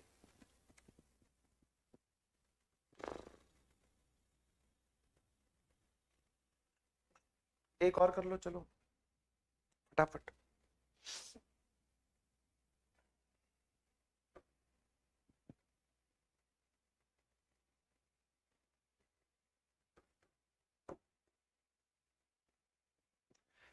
जल्दी जल्दी जल्दी, यहां पर जो फॉर्मूला लगेगा लिखवा देता हूं, आपको अभी याद नहीं होगा और लास्ट क्लास में बताया था, cos a plus B into cos a minus B होता है बेटा cos square a minus sine square B.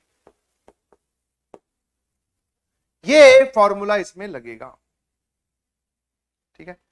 हाँ, अब ये हिंट है, फैक्टराइजेशन कीजिए फटाफट।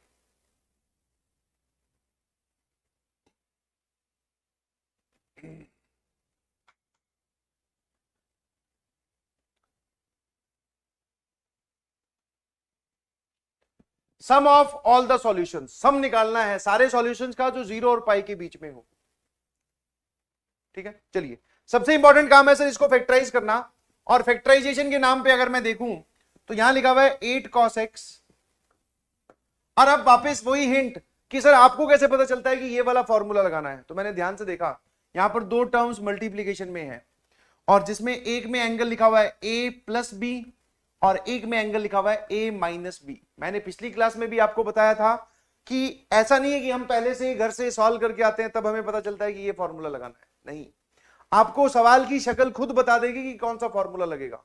ऐसा कौन सा फॉर्मूला आपको लिखवाया गया है जिसमें ये दोनों एक साथ हो तब वो लग सके? सर ये वाला ही, और कोई ऐसा फॉर्मूला लिखवाया ही नहीं। समझ में आया? तो इसके अलावा मैं यहां पर और कुछ नहीं लगा पाऊंगा। समझ में आ रही है मेरी बात? तो फॉर्मूला देखकर, सवाल देखकर हम एक्टिवेट होते हैं।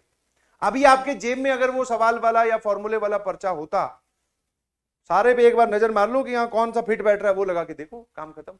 जितना ज्यादा आप फॉर्मूला लगा लगा के देखोगे उतनी ही प्रैक्टिस बढ़ेगी और उतनी ही आपको ज्यादा अच्छे से फॉर्मूले मेमोराइज होंगे।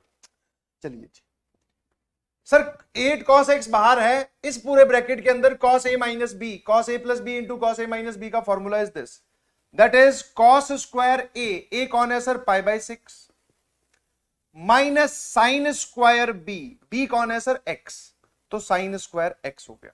ये तो इन दोनों की कहानी, माइनस हाफ ऑलरेडी वहां बैठा है और इस तरफ +1 है। सुनते जाना आराम आराम से। नाउ ये क्या लिखा हुआ है भैया? सर ये लिखा हुआ है cos 30 डिग्री, cos 30 डिग्री होता है √3/2, इसका स्क्वायर होता है 3/4, माइनस हाफ यहां ले आओ, माइनस साइन स्क्वायर x, ठीक है। आपने बोला था, अभी यहां रुक कर, सर आपने बोला था कि फंक्शन सेम हो तो अच्छा लगे, बोला था। यहां पर फंक्शन है साइन का, वहां पर है कॉस का। इन दोनों में से अगर आपको सेम बनाना हो तो आप यहां पर कॉस आसानी से ला सकते हो। क्या मेरी बात समझ में आ रही है?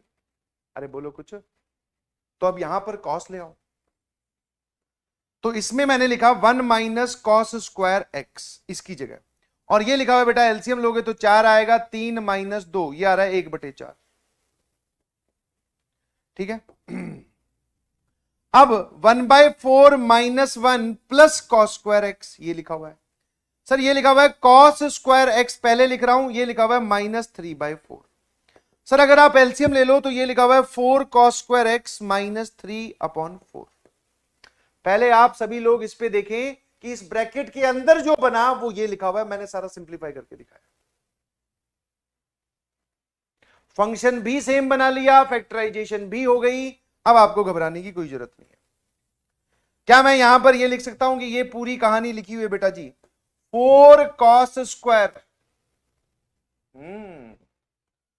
कौन है जे? एक second,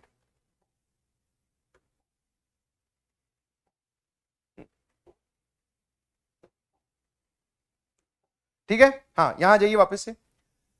sir 4 cos square x minus 3/4 ये पूरा लिखा हुआ है, और यहां लिखा हुआ है 8 कॉस एक्स,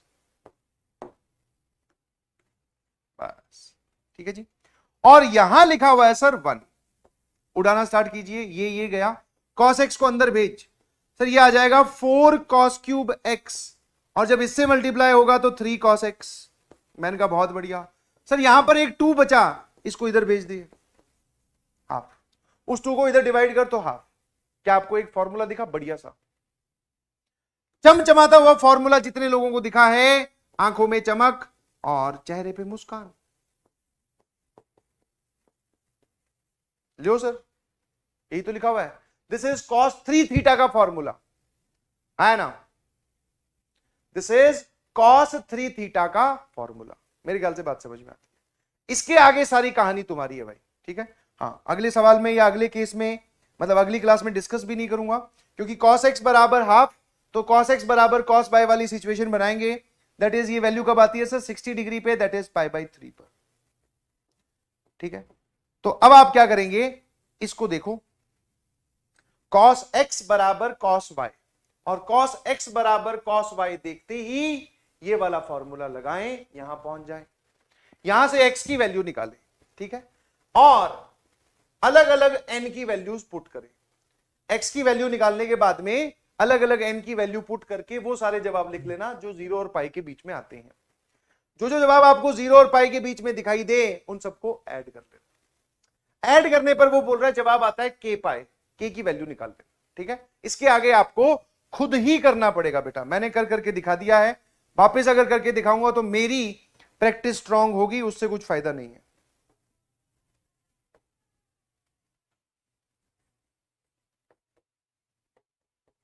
ठीक है, हाँ जी। आंसर क्या है वो आप चेक कर लेंगे, कोई परेशानी नहीं है।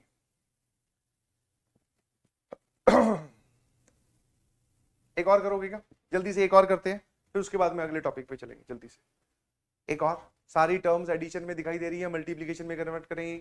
cos c plus cos d वाला फॉर्मूला लगाना है, सोच समझ के।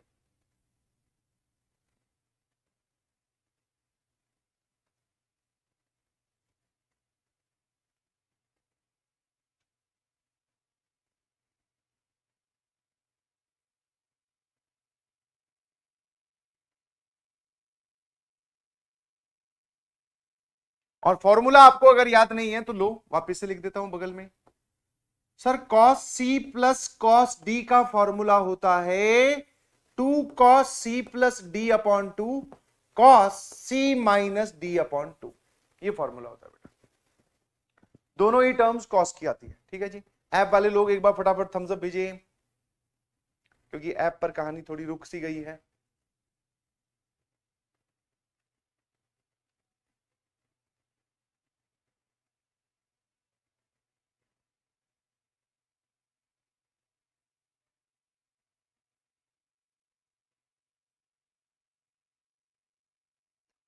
अच्छा, अब जब मैं इस पे फॉर्मूला लगाने जा रहा हूं तो मैं कौन से वाले को एक साथ रखूंगा और कौन से को अलग अलग रखूंगा, तो उसके लिए आप ऐसे थोड़ा सा सोच लिया करो ना, क्योंकि जब आप cos c plus cos d को लगाते हैं वैसे तो कुछ फर्क नहीं पड़ता, आप किसको भी एक साथ रखिए, फैक्टराइजेशन फाइनली हो ही जाएगी।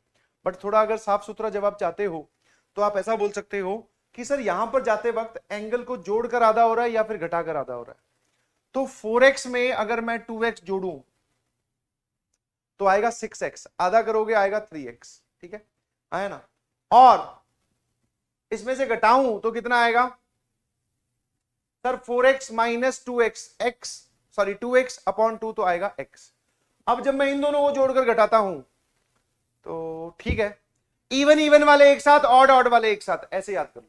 अब ठीक है, मतलब सर ये ऑड ऑड वाले एक साथ ले लीजिए और ये इवन इवन वाले एक साथ ले लीजिए।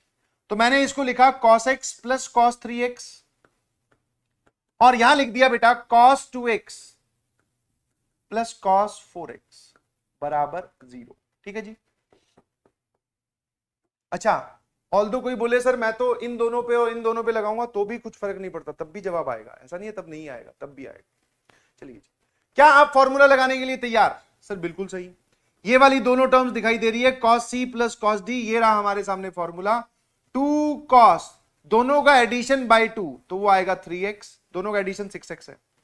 सर वापस cos की ही टर्म आती है जिसमें से आप 2x माइनस 4x अपॉन 2 लिखोगे, ये माइनस 2x अपॉन 2 है, ये माइनस x है, मतलब cos के अंदर माइनस x लिखा जाएगा। अब अगर मैं cos के अंदर माइनस x लिखूं या प्लस x लिखूं तो कोई परेशानी है किसी को? No sir. आप cos के अंदर नेगेटिव साइन लगाते हो कि नहीं लगाते हो कुछ फर्क नहीं पड़ता। अब यहां आ जाओ, सेम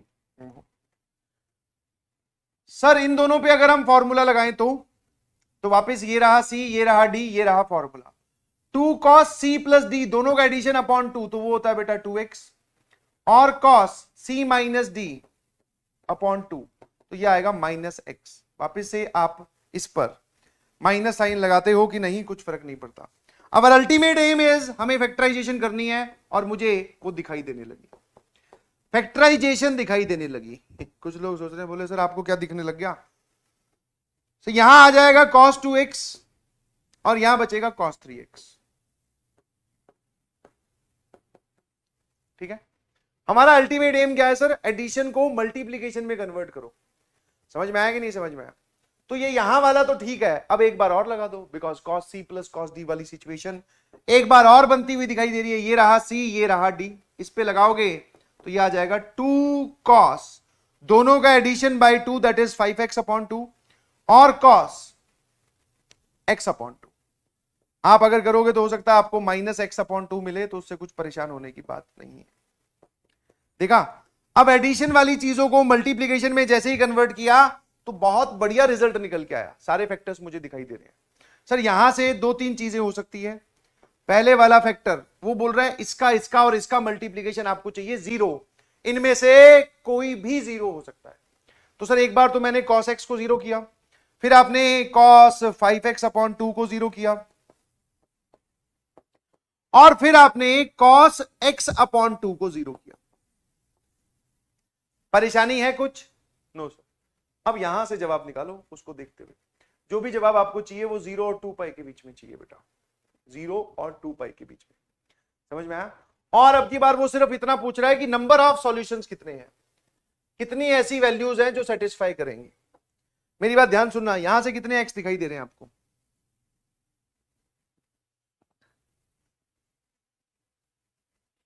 अच्छा ये बताओ cos x की वैल्यू 0 कब आती है? Any odd multiple of pi by 2 उठा लीजिए। Pi by 2, 3 pi by 2, 5 pi by 2, 7 pi by 2, odd multiple of pi by 2। तो सर एक तो पाई बाय 2, एक 3 पाई बाय 2 आया ना? कोई दिक्कत है किसी को? और सारे एंगल पॉजिटिव ही उठाना, बिकॉज आपको 0 से लेके 360 डिग्री में जाना है, तो नेगेटिव एंगल तो कुछ होगा ही नहीं। तो 2 तो ये, इसके अलावा और कोई नहीं है, बिकॉज इसके अलावा जो एंगल लोगे वो 360 डिग्री से बड़े होंगे। सर आप चाहते हो इसको तो 5x अपॉन 2 जो है ना वो पाई बाय 2 के बराबर हो जाए, 3 pi by 2 upon 3 pi by 2 के बराबर हो जाए, 5 पाई बाय 2 के बराबर हो जाए, 7 पाई बाय 2 के बराबर हो जाए, ऐसा सोच लो। और इनको बराबर कर करके आप x की वैल्यू मुझे बताइए। सर x की वैल्यू यही उड़ाने के बाद में आएगी पाई बाय 5। जैसे आपने x यहां पर लिया पाई बाय 5, मैं जो भी वैल्यूज लिख रहा हूं वो पाई बाय मतलब x की वैल्यूज लिख रहा हूं।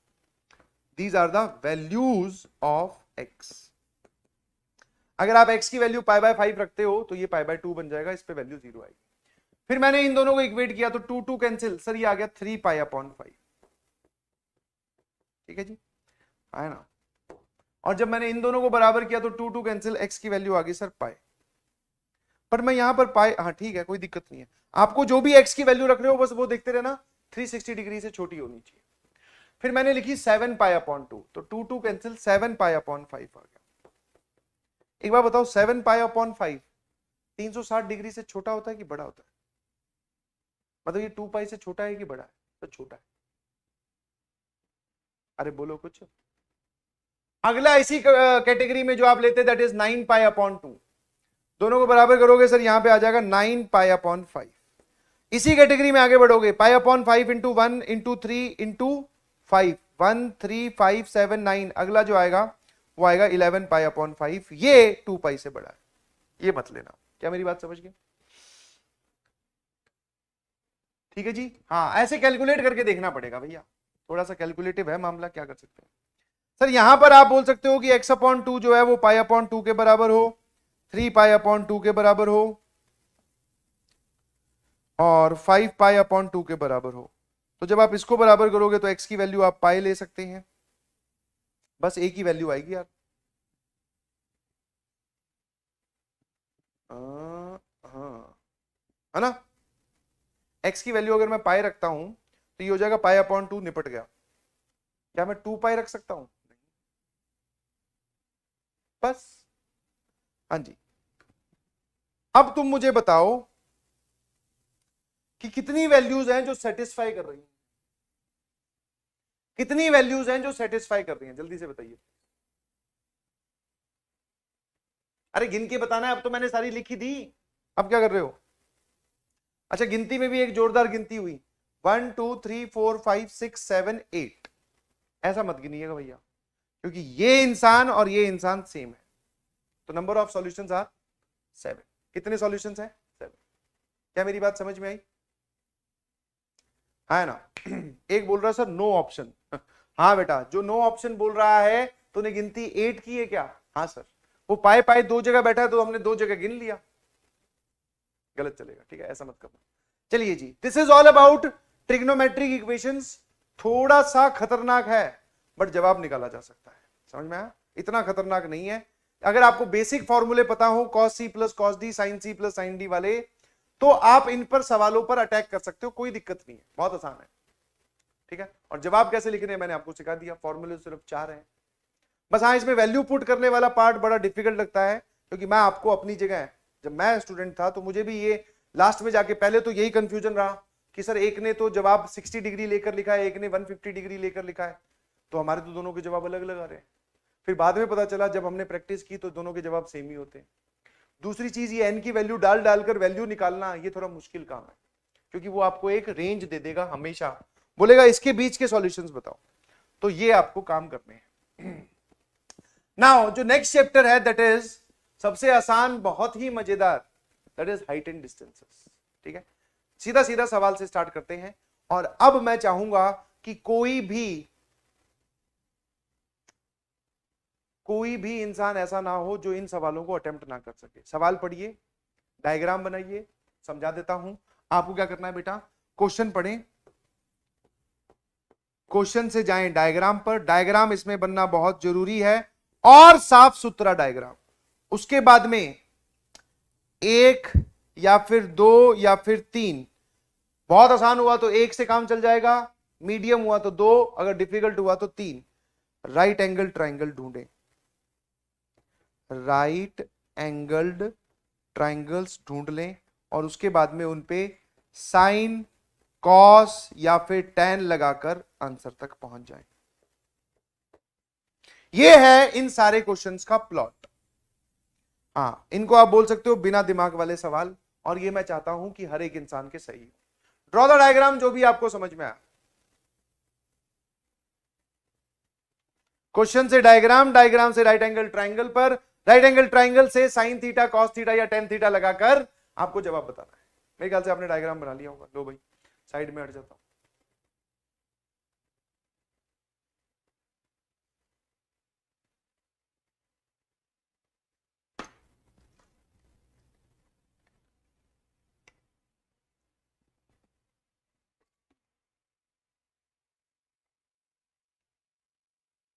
डायग्राम सही सही बनाना, बिकॉज डायग्राम से ही जवाब आएगा।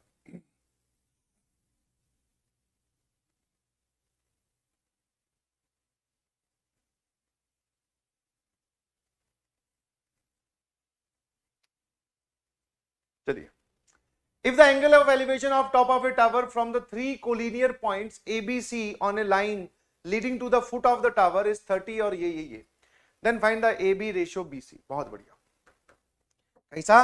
बहुत बढ़िया सर। ये रहा ग्राउंड और ये रहा इस पे टावर। अच्छा, अब इस ग्राउंड पे फुट की तरफ, leading to the foot of the tower, 3 points हैं कोलिनियर। कौन कौन से सर? ए, बी और सी, ठीक है। और रिस्पेक्टिवली मतलब ए 30 डिग्री, बी 45 डिग्री पर है, सी 60 डिग्री पर है। किसी भी पॉइंट से आप एंगल ऑफ एलिवेशन निकालते हो, एंगल ऑफ एलिवेशन और एंगल ऑफ डिप्रेशन दोनों ही हॉरिजॉन्टल से मापे जाते हैं, ठीक है। अगर आपको ये थोड़ी सी थ्योरी चाहिए, वैसे तो इसमें थ्योरी कुछ है ही नहीं, तो आप एक दो बेसिक चीजें लिख सकते हो थ्योरी के नाम पर। वो क्या है? वैसे थ्योरी इसमें कुछ नहीं है, क्योंकि जो बताऊंगा वो शायद आपको पहले से पता होगा। एंगल ऑफ एलिवेशन हमेशा हॉरिजॉन्टल से मापा जाता है, मेजर किया जाता है हॉरिजॉन्टल से और ग्राउंड लेवल से ऊपर की तरफ देखते हुए। This is called as angle of elevation. और ये जो लाइन है दिस इज हॉरिजॉन्टल, और यहां पर आपकी ऑब्जेक्ट है और यहां पर आई ऑफ एन ऑब्जर्वर है। सिमिलरली अगर आपको एंगल ऑफ डिप या एंगल ऑफ डिप्रेशन मेजर करना है तो अब आप क्या करेंगे?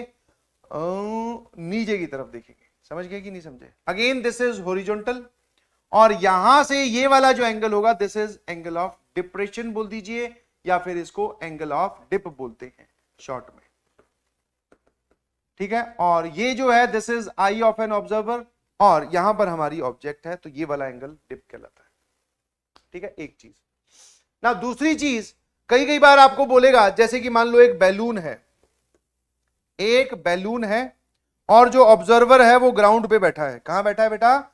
ग्राउंड पे। यहां पर ऑब्जर्वर की आंख है, समझ गए, सीधा ही आंख ही है, पैर वैर कुछ नहीं है। तो ऑब्जर्वर की हाइट नेग्लिजिबल मानते हुए आपको यह बोला गया कि ये बैलून जो है ये कितना एंगल सबटेंड करता है उसकी आंख पर। तो जब भी आपको कोई ऑब्जेक्ट आपके सामने दिखाई दे, उससे आपको आई ऑफ एन ऑब्जर्वर पर एंगल निकालना है, तो आप क्या करो, सीधा सीधा एंड पॉइंट्स को ज्वाइन कर दो आई से।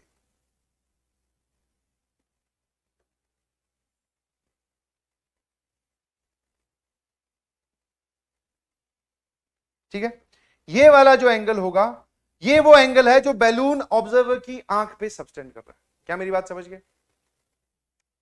है ना, बस इतनी थ्योरी है, कोई परेशानी है इसमें? सवाल का जवाब दे। अब उसने बोला कि यहां पर 3 पॉइंट्स हैं, कौन कौन से? A B C. अच्छा एक बात बताओ, मैंने कोई पॉइंट बनाया, यहां से एंगल ऑफ एलिवेशन निकाला, अब मैं इस पॉइंट को थोड़ा दूर लेके जाता हूं, फिर मैंने एंगल ऑफ एलिवेशन निकाला हॉरिजॉन्टल से ऊपर की तरफ। तो एक बात बता, एंगल ऑफ एलिवेशन दूर जाने पर बढ़ा कि कम हुआ? दूर जाने पर कम हो गया, ध्यान सुनना, और दूर चला जा भाई, ये देख, अब एंगल ऑफ एलिवेशन और कम हो गया। इन सब में से सबसे बड़ा एंगल ये है। तो जैसे जैसे आप नजदीक जाओगे, जैसे जैसे आप इस टावर के नजदीक जाते जाओगे, एंगल ऑफ एलिवेशन बढ़ेगा। तो यहां से मैं आपको सिर्फ ये बताना चाह रहा हूं कि ये जो 3 पॉइंट्स आपको बता रहा है, इसमें सबसे नजदीक कौन सा है जिसका सबसे ज्यादा एंगल ऑफ एलिवेशन है? मतलब सी यहां है सर, फिर बी यहां है, और फिर ए यहां है। जिसका एंगल ऑफ एलिवेशन सबसे कम वो सबसे दूर।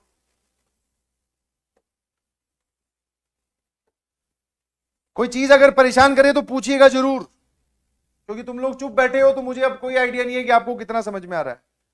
बस हाँ, ये चैप्टर थोड़ा आसान है, ये वाला सिर्फ हाइट एंड डिस्टेंसेस की बात कर रहा हूं। सी वाला सर कितना हो जाएगा? 60 डिग्री। ठीक है, क्या पूछा उसने? आपसे पूछा है A B ratio B C, मतलब ए बी को अगर आप x बोल देते हो और बी सी को अगर आप y बोल देते हो, तो बेटा वो आपसे x अपॉन y पूछ रहा है। कितने लोगों का जवाब आ गया है? थम्स अप भेजना या हाथ उठाना जरा, किस किस का जवाब आ गया? ठीक है, बाकी लोग, अब आपको यह समझ में आ गया। पहला स्टेप देखो ध्यान से, सर डायग्राम क्लियर, क्वेश्चन का डायग्राम बना लिया, उसके बाद में 1 2 या 3 में आपको राइट एंगल ट्राइंगल लगाना है यार, और कुछ नहीं। क्या लगाना है बेटा? Right angle triangle. अब राइट एंगल ट्राइंगल बहुत आसान है ढूंढने। इस पॉइंट को बोल दे सी, सॉरी सी तो है ऑलरेडी, इसको बोल दे डी और इसको बोल दे ई। जितने राइट एंगल ट्राइंगल तुझे दिखाई दे रहे हैं अलग अलग बनाना स्टार्ट कर दे। जैसे मैंने, अच्छा वो वाले राइट एंगल ट्राइंगल बनाते हैं जिसमें हमारे वाली साइड, हमारे वाली चीज जो पूछी गई है वो इन्वॉल्व हो। क्या मेरी बात समझ गए? है ना सर? इसमें जैसे कि एक राइट एंगल ट्राइंगल ये वाला उठा लो, दिखा कौन सा सर? ये रहा पॉइंट बी, ये रहा पॉइंट डी, और ये रहा पॉइंट ई। ये एंगल 90 डिग्री, ये 45।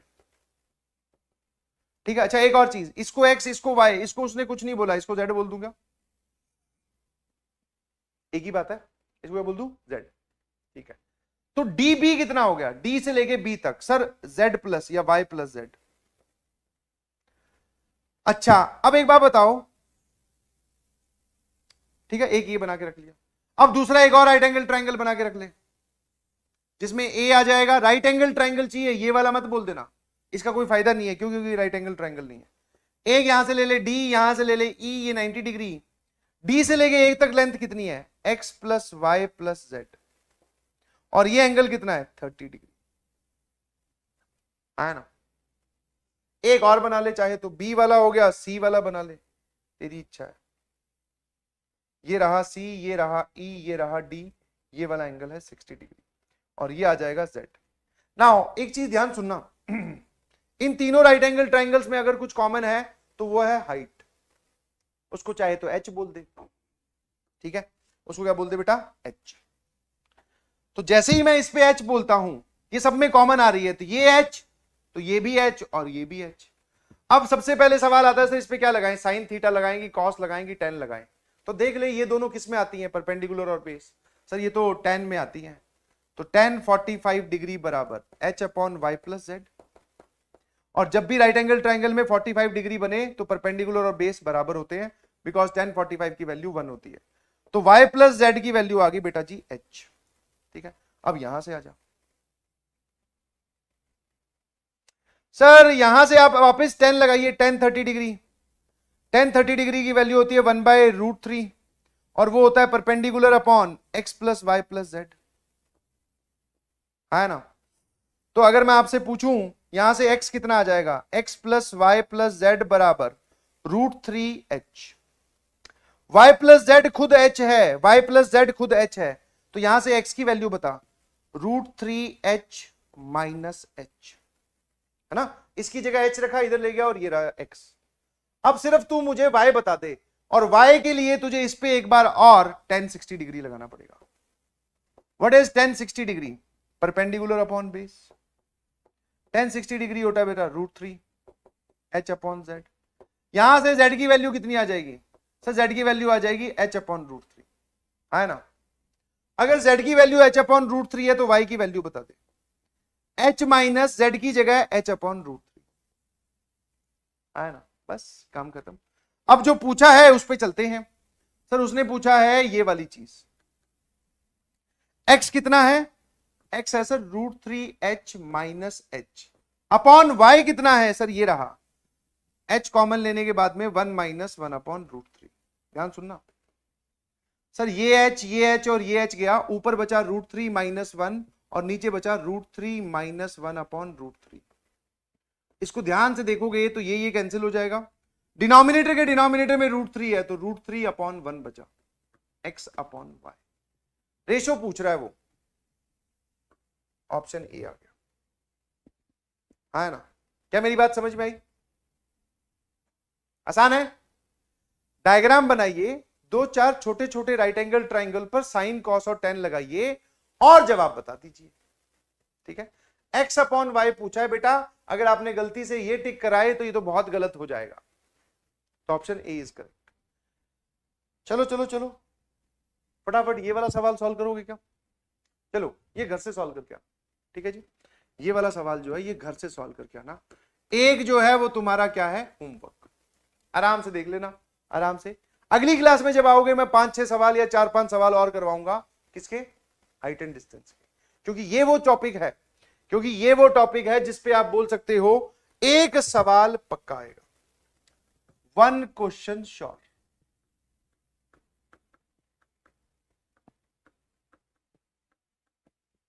समझ में आया। तो इस सवाल को सर कुछ भी कर हमें अपने हाथों से जाने नहीं देना है, समझ में आया। तो ये ध्यान रखना, और इसमें थ्योरी कुछ नहीं है, बस यही काम करूंगा हर क्वेश्चन में। और अगली क्लास में जब हम मिलेंगे, दैट इज कल, तो हम और प्रैक्टिस करेंगे। ये वाला सवाल घर से सोच के आइएगा। चलिए जी, ठीक है, आज के लिए इतना बहुत है, समय हो चुका है। और वैसे भी बहुत सारे लोगों को लॉकडाउन की वजह से 8 बजे से पहले घर पहुंचना होता है, तो 5-7 मिनट मैंने जल्दी छोड़ दिया है। चलिए, thank you everyone, love you all, bye bye. खूब पढ़ाई करें, मेहनत करें। अगर इंदौर और भोपाल भी अगर ऑनलाइन होते हैं तो टाइम वापस एक्सटेंड कर देते हैं। हाँ बिल्कुल 100%। अब तो मैं यही चाह रहा हूँ कि इंदौर और भोपाल भी अगर ऑनलाइन हो जाएं तो फिर हम थोड़ा और पढ़ सकते हैं। 8:15 बजे तक पढ़ा लूंगा मैं, 8:30 बजे तक पढ़ा लूंगा। तो ऐसा भी प्रॉब्लम नहीं यहाँ पे, लॉकडाउन नहीं लगा। हाँ वो ये, पर आप लोग अब आ रहे हो, तो अगर ऐसा कुछ होता है तो हम लोग, या फिर इसको अगर पूरी तरीके से ऑनलाइन करेंगे तो आप तक इंफॉर्मेशन पहुंचा दी जाएगी बेटा। अभी तो यही सिचुएशन है, ऐसे ही चलो। आधे लोग ऐप पर, मतलब आधे से ज्यादा लोग ऐप पर, कुछ लोग लाइव क्लास में, ठीक है। ओके बेटा, thank you so much, bye bye.